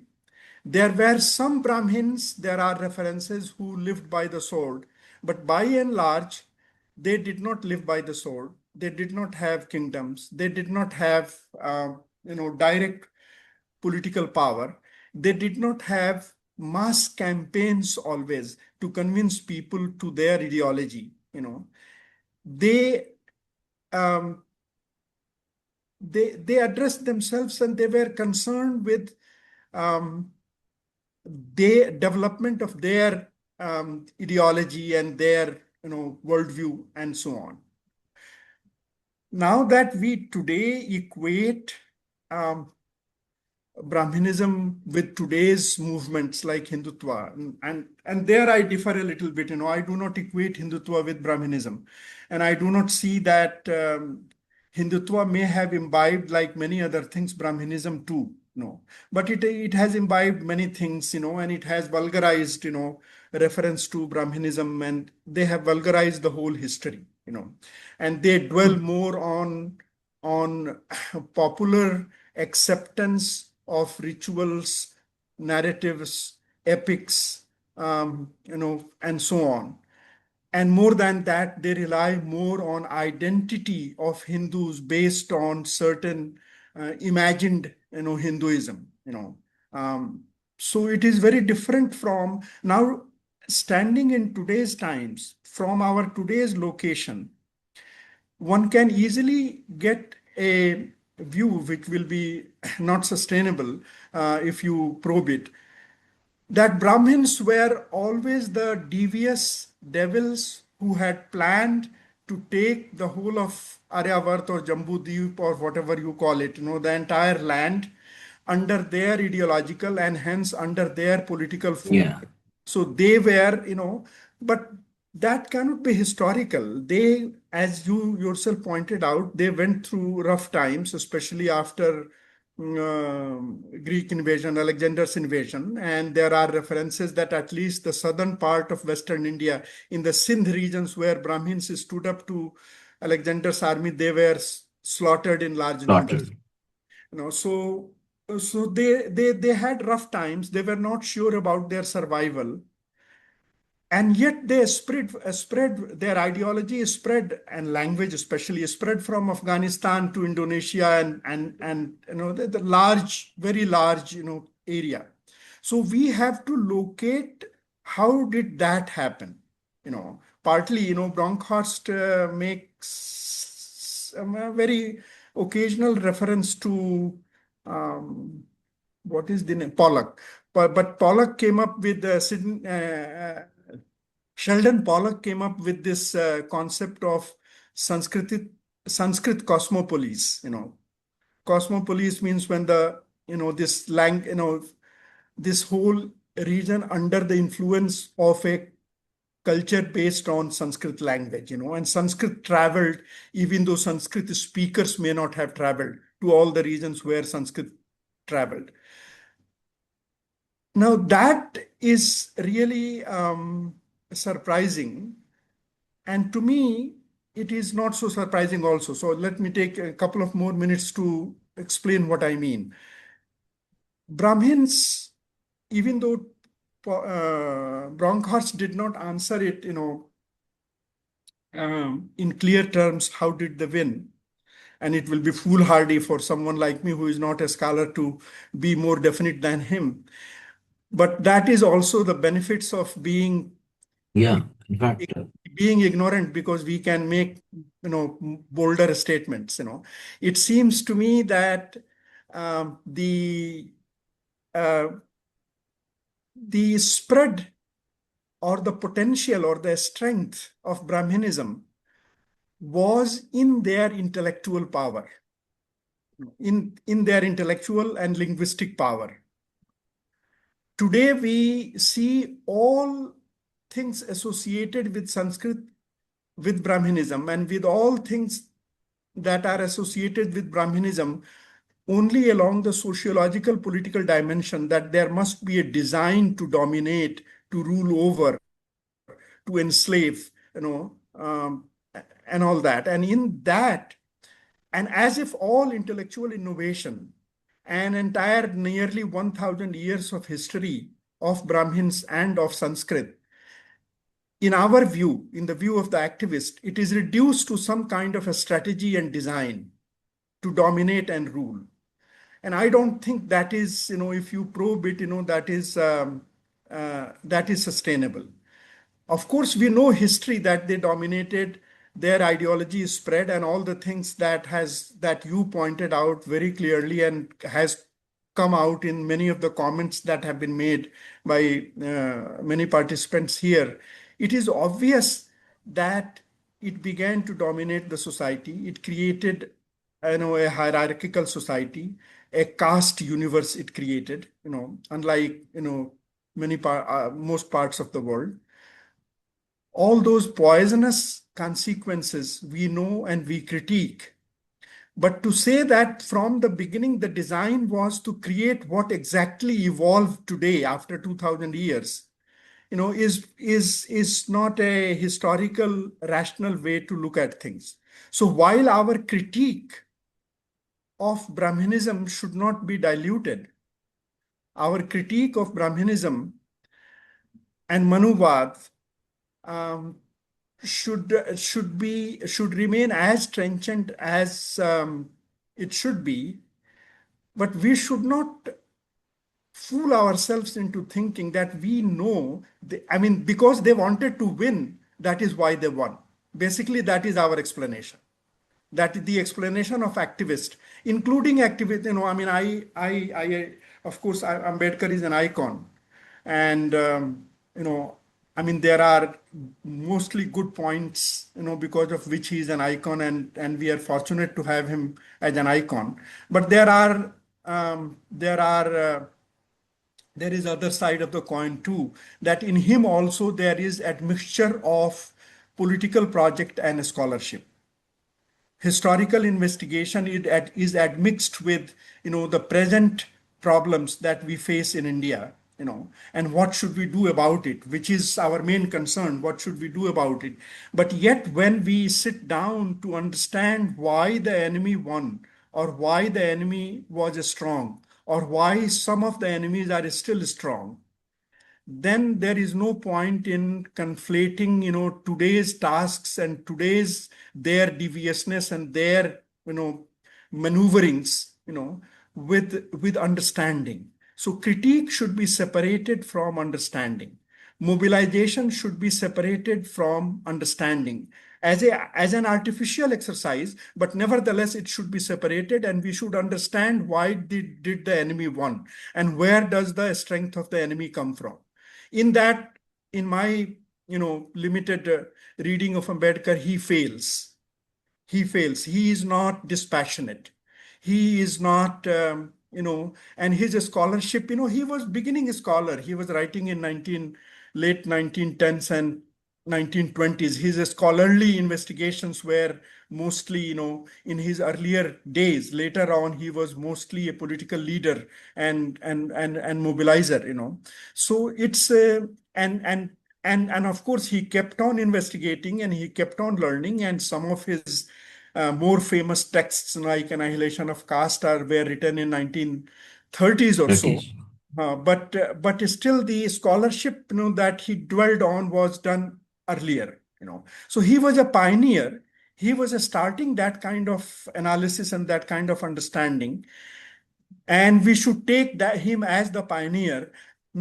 Final word. Far more deeper scholarship kind of work has been done, and the tendency that we have in the movement to ignore all the scholars or criticize them as bourgeois or a scholar or Ivy League, ivory tower scholars, because they are not involved with the movement and they are not involved with our project and our mobilizations. So they must be ivory tower intellectuals. This kind of partisanship, that only that scholarship we will respect, which is with us and is part of our project, is not very helpful to us, that because then we fail to understand. So I think entire left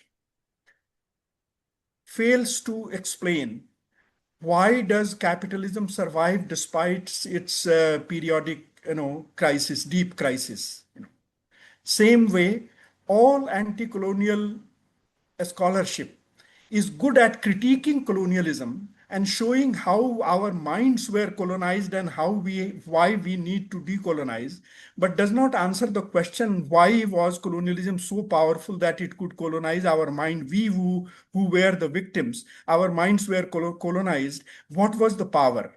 What was the power of West, which colonized, rest of the world? What was the power of modernity and modern science? Did it go into creating their power? Same way we have to understand our intellectual past and the Brahmanical contribution into that, and our sociological political critique, I will repeat, will be as uncompromising as we have. And yet we cannot reduce understanding of our intellectual history, intellectual history of India, to some devious design of some bunch of Brahmins who just designed to colonize the mind of this subcontinent forever. So more than our minds being colonized by colonialism, it has been colonized by that intellectual history of India, large part of which is Brahmanical. And we have to understand why, where does that power come from? That I think, so I am raising a methodological or approach question, which does not go well at all in the midst of activists, even though I am myself an activist, but, believe it or not. But, it's, we have to ask ourselves the hard questions. This easy sitting with each other among our own activist groups, large or small, it is easy to denounce what must be denounced. I'm clear that what we are denouncing must be denounced. But it is easy to denounce and very difficult to understand. Very difficult to understand why is Hindutva so easily acceptable to victims of Hindutva. Large part of Indian society, in a way is victim of Hindutva, and yet it is Hindutva is very beholden to them. Where does that power come? If we want to understand that today, maybe some light will be shed on it if we try to understand that Brahmins being so hierarchical, their ideology being so hierarchical, their emphasis on birth purity and all the other kinds of purity, their elitism, their hobnobbing with the political power or controlling political power through their intellectual prowess, despite all the bad things, still they have left such an imprint on the cultural civilizational mind of the subcontinent that it is one of the wonders of the world. And in order to understand that, if we fall back on critiquing how bad is Brahminism, how bad is Hindutva, don't you see, how anti-human is caste society, what are the treatments that were meted out to Shudras and Dalits and women by the entire, this ideology. If we fall back on that critique that we should always do, and yet while trying to understand, we fall back just on critique. And whatever we critique and denounce, we almost say that what is there to understand? They are bad people. They are devils. I don't think that serves the purpose of our movement. So I will take the discussion in that direction to the extent, it's possible, and if you could comment on that.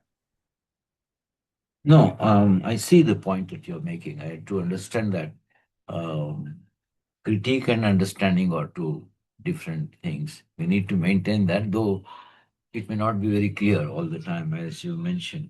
But your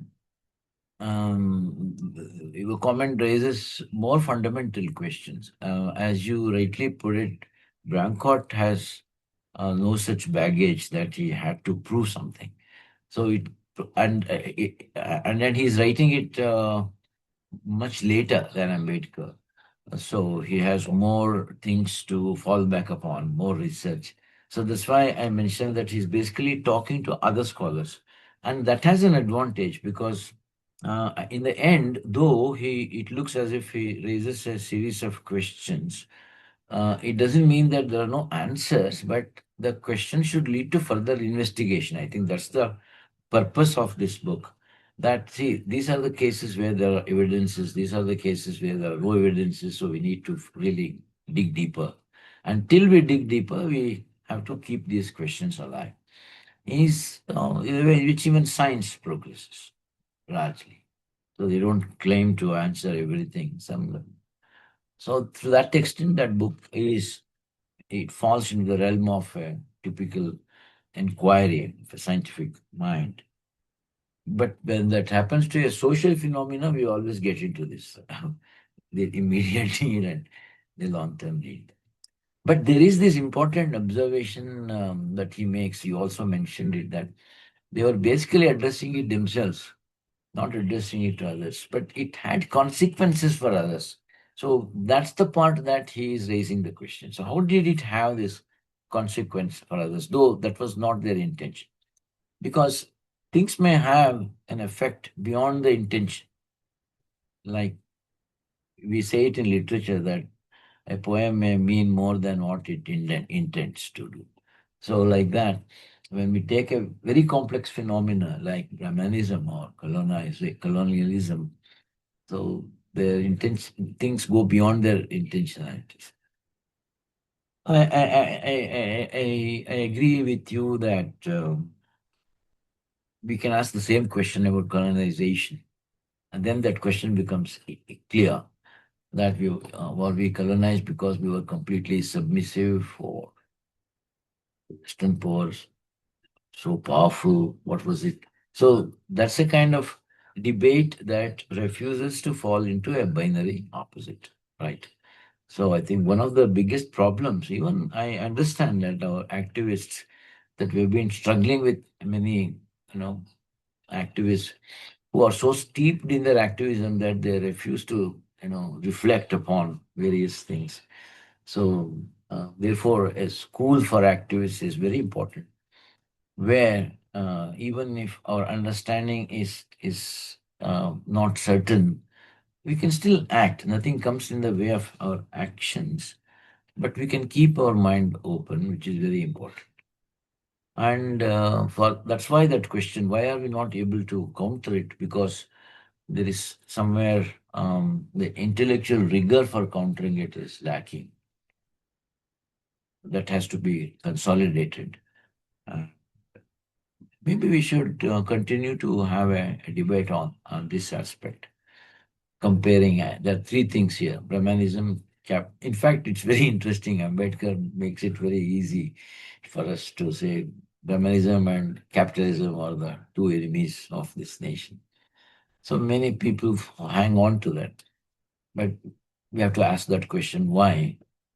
And that why may lead us to a better understanding of, a more richer understanding, if not better, of the situation. I think the book provides that kind of richer analysis, and makes us think again about a question that we had almost found answers. I think that's how I would like to put it. So thank you for the input. I think it helps us to read.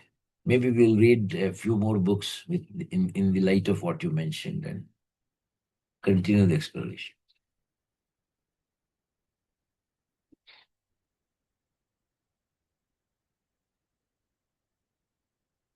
And that's my immediate response to what you said.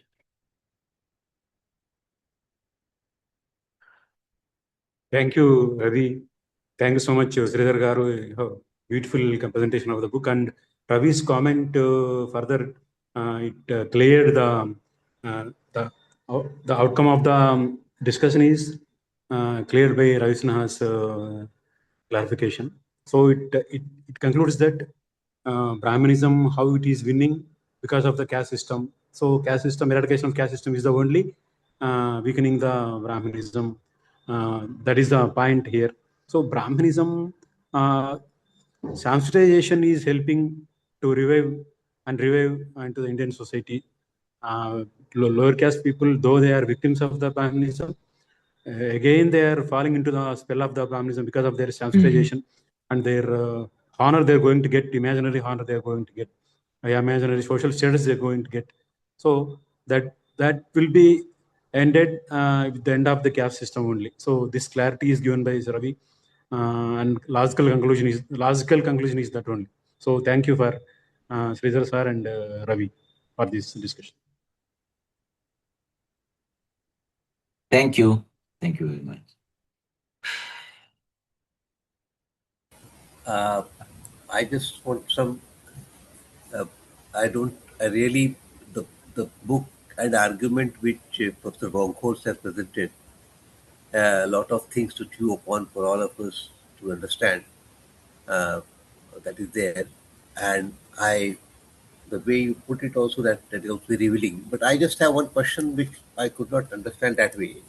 So the Hmm. details of it, like you talked about how the Brahmins, the language and the real world, they tried to establish a connection between that. So the way you put it, the three parts of language and three parts of real world. So that fact that aspect I just want to understand more because I could not catch it that time. Language and real world. See, his argument is that they thought that the purity of language was maintained mainly because they thought the language corresponded with the world outside. For example, you can perceive the world in broadly under three different categories. One is by naming, by describing, by acting. And that corresponds to the grammatical aspect, like a noun, adjective, and a verb.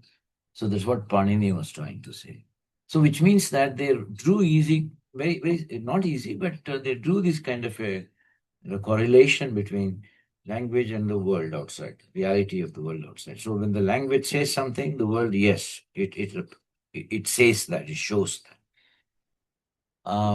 But later, if you go by the language theories now, the whole thing is reversed. We say that it is the language that constructs the world, not just shows the world, that represents the world. So the reality that comes to us comes through language, largely, linguistic constructions. Now, this is something that Buddhism had talked about earlier. Particularly, there's a reference to Nagarjuna. I didn't go into detail because it's too complex here. So some of these Sankhya's and then Nagarjuna, they talked about that correspondence, easy correspondence or very similitude between language and the world outside are not so mechanical, or it's not so, you know, seamless. I think it's not seamless. So there is a difference. So that way there was a difference in the understanding of language and philosophy. Philosophy meaning understanding the world that we live in. Within Brahmanism and one streak of Buddhism, which the Brahmins adopted so that they could prove themselves and oppose the opponent. The example he gives is that rationality was not something that they were very fond of. They did not develop it. But once they saw that Buddhism was using that, they were quick enough to borrow that from them so that they could defend themselves. That's the example he gives. But wherever that was not necessary, they abandoned the rationality question. For example, in mathematics. So they had their own idea of astronomy, mathematics. So there was nobody to challenge them, and so they also went into speculative philosophy there. But wherever they got challenged, they developed rationality to the extent they needed to oppose it. That's the point he's making. And that needs, of course, you need to really go deeper into it for that.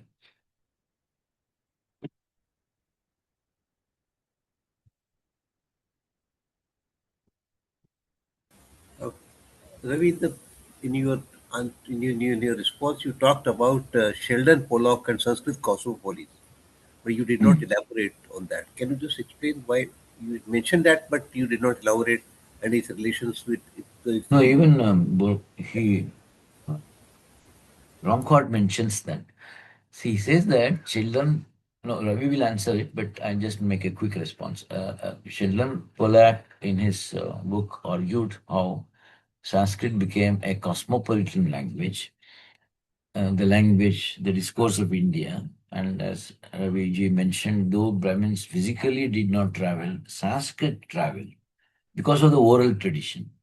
And then it became a kind of pan-Indian cosmopolitan language that was easily that not only traveled but was something that could be understood easily and people could correspond.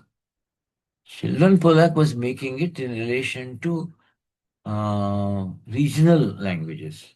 For instance, he quotes extensively from Kannada, Kaviraja Marga, to show how this cosmopolitanism of Sanskrit was not completely accepted by regional writers.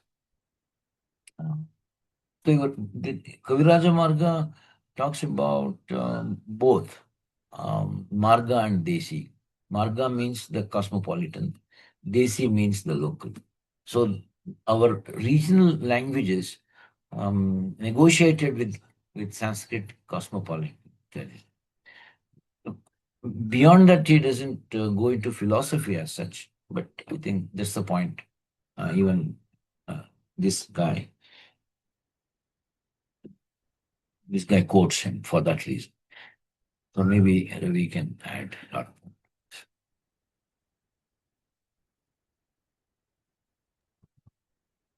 Sridhar has, explained it, but I will take this as an opportunity to extend a couple of points, that I am making, not direct response to what Subhash is asking, but,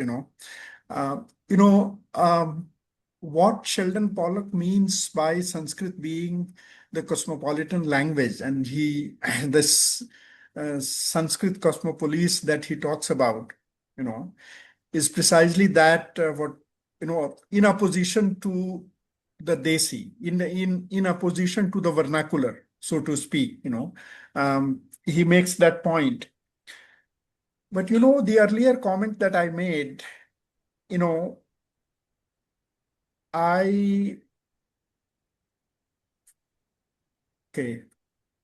let me spill the beans and let me say where I want to head from there. That yes, we should understand the enemy. We should understand the strength of the enemy. But how do we identify various aspects of that project? One aspect is the time scale contradictions. What is done in our lifetime, in our movement, in our efforts to fight our enemy today?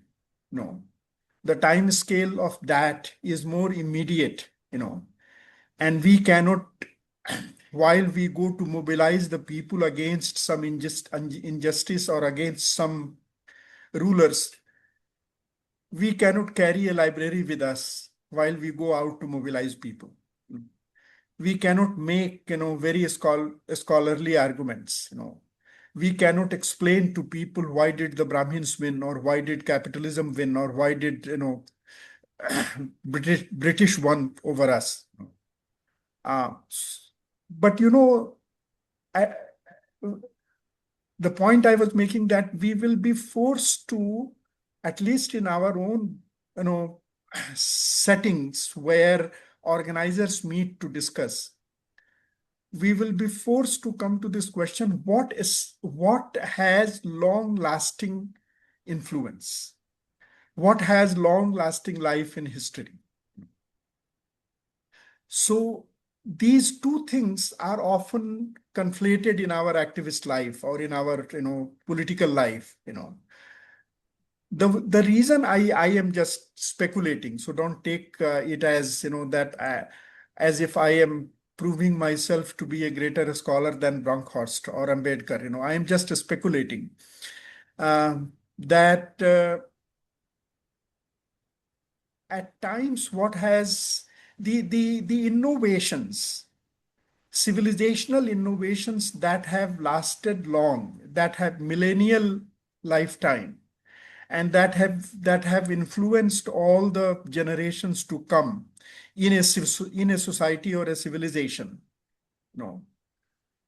We on the left have tended to see that only in terms of system, the class conflict, class interest, material interest, and so on. And we have tried to reduce all the other aspects of social, civilizational, and historical life to those material explanatory factors. But we see in history that, Brahminism is one example where intellectual civilizational innovations, even if they were not intended to be long lasting, even if Brahmins were not sure that they will colonize the mind of India for 2000 years or 3000 years to come, even if they were unsure of their own survival at that time, and even if they did not do everything by design and by a strategy, they now, with our vantage point, 2000 years later, from today's vantage point, we can see that they may have intended it or not intended it, but they hit upon some intellectual civilizational innovation that gained ground, that seeped into the cultural soil of this land. The reason I am belaboring that point is that the intellectual, I mean, these things that we concerned, that there were these sannyasis, these people who renounced grihastha's life and went into forests, created ashrams, taught a few bunch of students, wrote or orally expounded certain texts, they were cut off from the local life of people. In fact, after a few hundred years, you look back and see, or a few thousand years, you look back and see that they had a larger impact on the social mind than the kings, even, than the mode of production of that time, in the longer run. I'm not saying that at that time, the mode of production did not determine life. At that time, mode of production determined the life of that time. So the daily life, the life of a generation, life of a century were decided by the kings, by the politics, by the economy, and so on. And in the long run, you see that something else survives. The mode of production is replaced by another mode of productions. King is replaced by another king, or empire is replaced by another empire, or kings go away altogether. They disappear. And yet the imprint that was left by those intellectual, philosophical innovators living in those ashramas, and just teaching a few students, they left on the millennial scale a larger imprint, and they contributed more to colonization of Indian mind by Brahminism. So that is the point that I want to underline, not to reduce the importance of class struggle, not to reduce the importance of our struggle against a caste society or casteism, or hierarchical society. Yet we have to understand what survives, because it is a practical matter. As Venkat Krishna said, that he interpreted as what I was saying, that, okay, fighting against the caste system is what I am underlining. Yes, I am underlining that. But I am underlining something more also. Why became caste system so all-pervasive, so deep, and so long-lasting? Is a Purush Sukta in Vedas, or Manusmriti, or some other, many explanations of it, and many examples of it in practical narratives, Ramayana and Mahabharata, stories of caste rules and caste conduct and so on, and caste models and caste ideals and so on. What is in there that makes it more acceptable to the mind, and all pronunciations, including Buddhist and Shramanic pronunciations of opposing the caste system, although not all of them opposed it, but still opposing the caste system, or underlining egalitarianism, underlining, human equality and so on, that did not get embedded that strongly in our mind. That needs to be understood. So, of course, stating the objective that we have to fight the caste system is one part, but why it is so difficult to fight the caste system which is adopted by the victims of caste systems themselves, that is the point I am trying to underline, because it is too easy to just state that let us fight caste systems and that let us go out and mobilize. And 100 years of mobilization, including various great stalwarts like, Periyar and Ambedkar, has gained a lot, changed our mind, changed our society, and yet it falls very, very short of the objective. Not much has been achieved. And in the post-Ambedkar era, in the post-social movements era, Hindutva has arisen, and Hindutva has become dominant. So there is something deeper going on.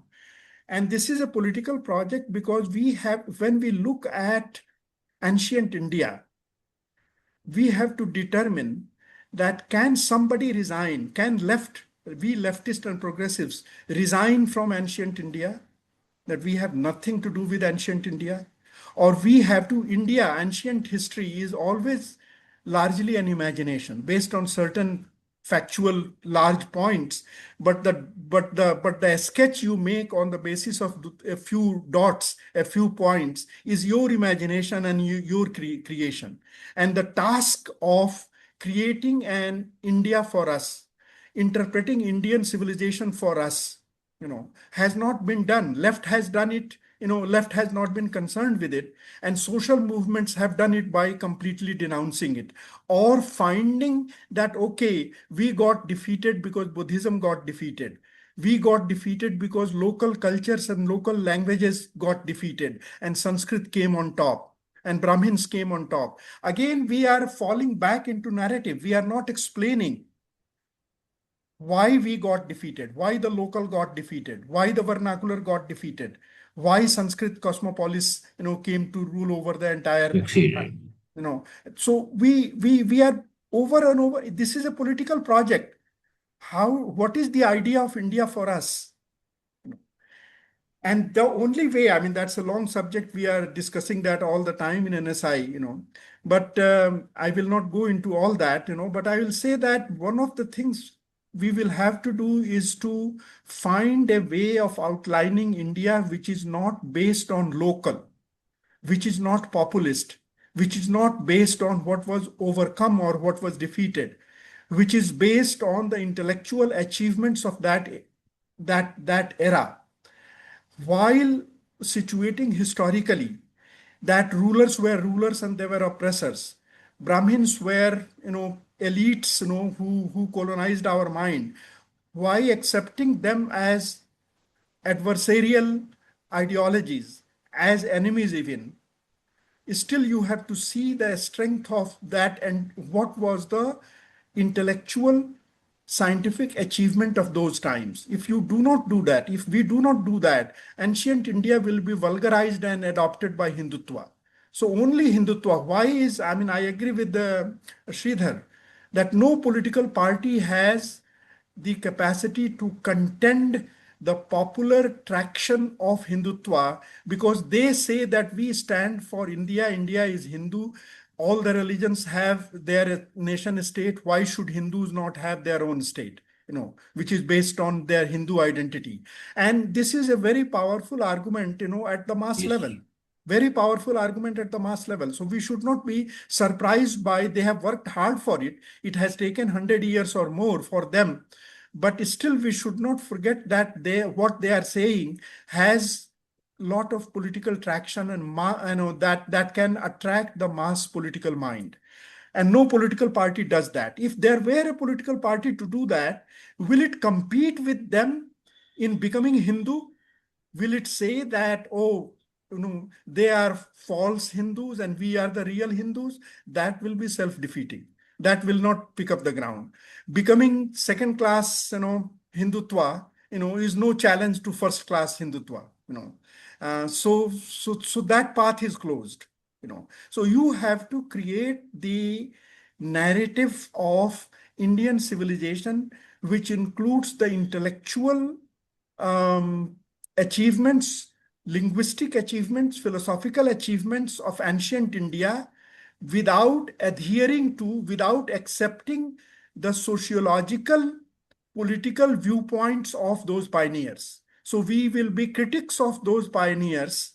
I don't think that the Western civilization adopts the Greek civilization in toto and worships all the Greek gods and does accepts everything as right what the Greeks did in their perennial wars and battles, and all the deceptions that the Odysseus went through in order to defeat the enemy.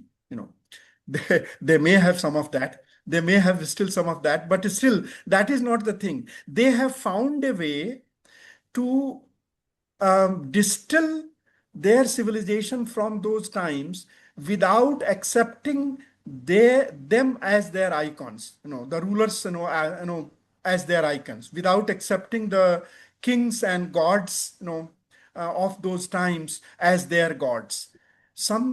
There are many examples. Western example is not the only example. Go to Japanese claim of Japanese civilization. Go now to Chinese claim of Chinese civilization. Are Chinese followers of Confucius, and Taoism or whatever, other prophets that were there? And yet, there is something that they have distilled from. They have found a way to, they have a easier task. They have not as complicated a past as we have. And they have not as a civilization that much dependent on narrative of Rama and Krishna and everybody else, epics and so on. So we have a larger, more difficult problem at hand. But no matter how difficult the problem, we have the task of distilling ancient India in such a way that that distillation later on distills also medieval India, so that we are not, we are not defining India only by Hindus and Bauddhists, and we are not counterposing Brahmanical and Shramanical, and as Ambedkar did, that by reinterpreting Buddhism, he found a solution in adopting Buddhism. That is not much of a solution, and we know what has happened to that. So what happened?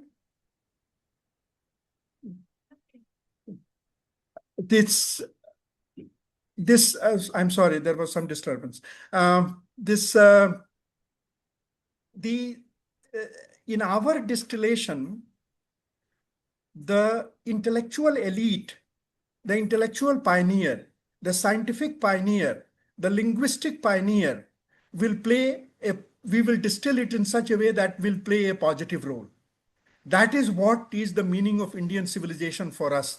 That is the meaning. That is why we cannot resign from India, even though we, oppose most of the things sociologically that went on in ancient India. We cannot resign from India. So we redefine, we redistill the meaning of India that includes medieval India. And in that is why I often bring out this concept of axial civilizations. Axial civilizations, the cultural civilization innovations came from top. So I see those prophets as the same way I see vanguards of the working class in 20th century.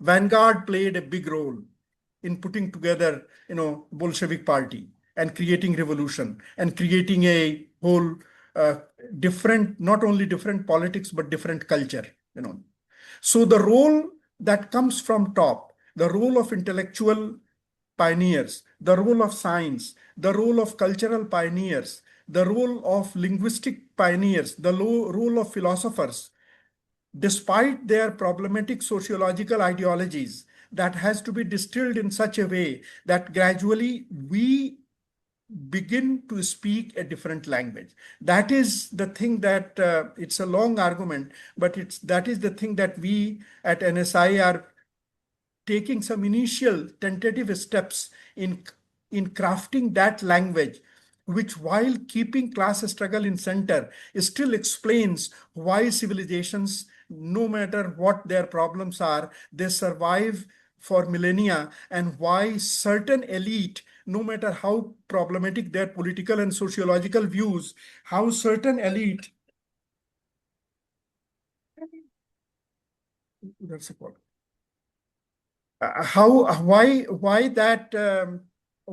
Why that influence continues for so long, why are Brahmins, despite their problematic worldview, are able to colonize the subcontinental mind for 2,000 years or 2,500 years? That is the problem that we have to learn to deal with while being engaged in struggles of the day.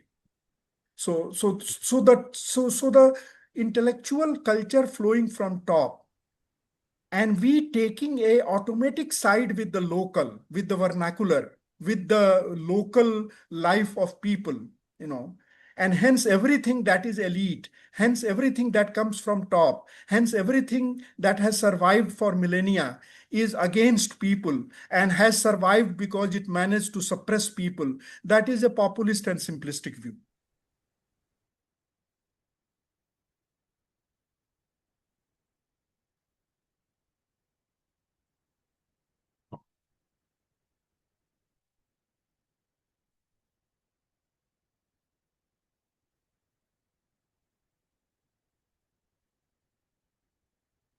Maybe we can wind up.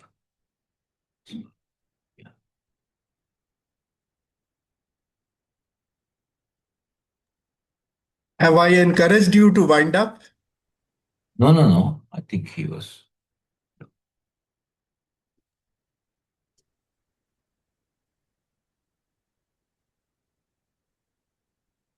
No, I had to leave by. Okay. 1:30. No, I'm sorry. I was joking. I know that the questions I am raising is our perennial question. No. I know if there is We are nothing dealing else, with we all the can. time. Yeah. We had a meeting at 1:30.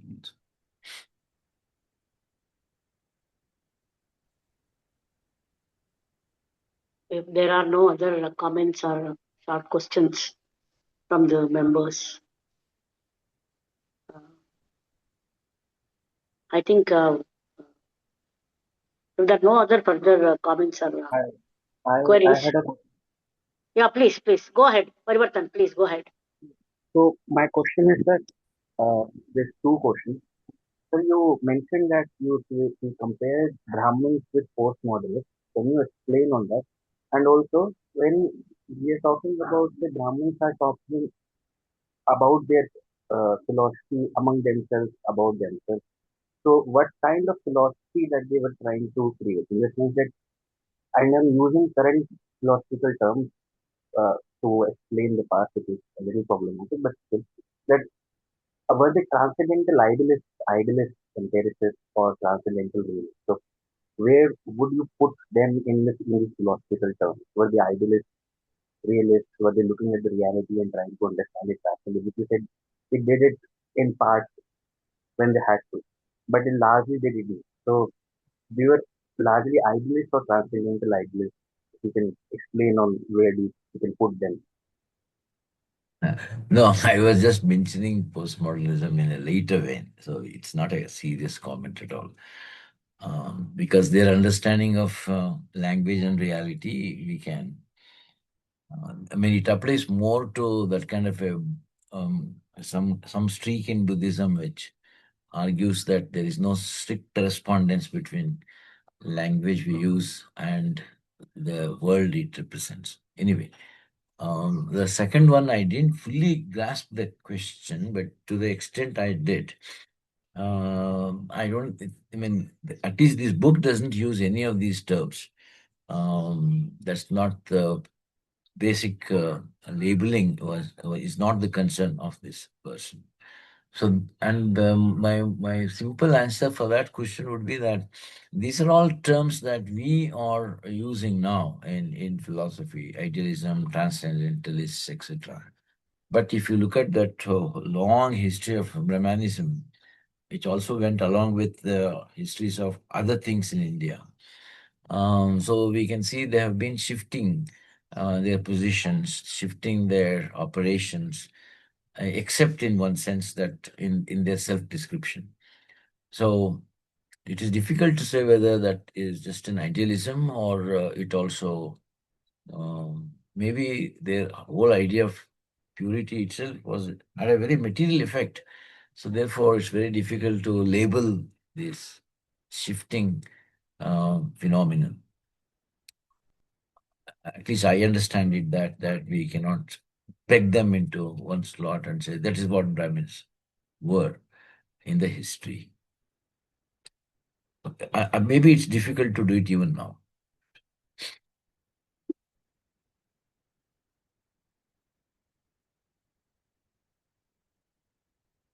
Because the moment we say something like, okay, they were idealists, we are also falsifying it in many other areas.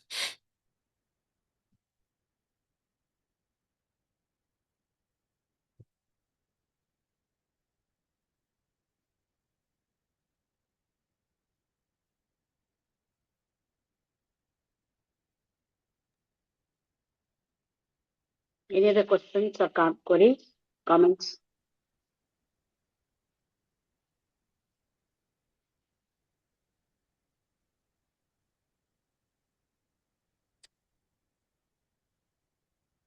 So the none, then since Comrade Sreedhar has to leave and has to attend another meeting, I think we can conclude now.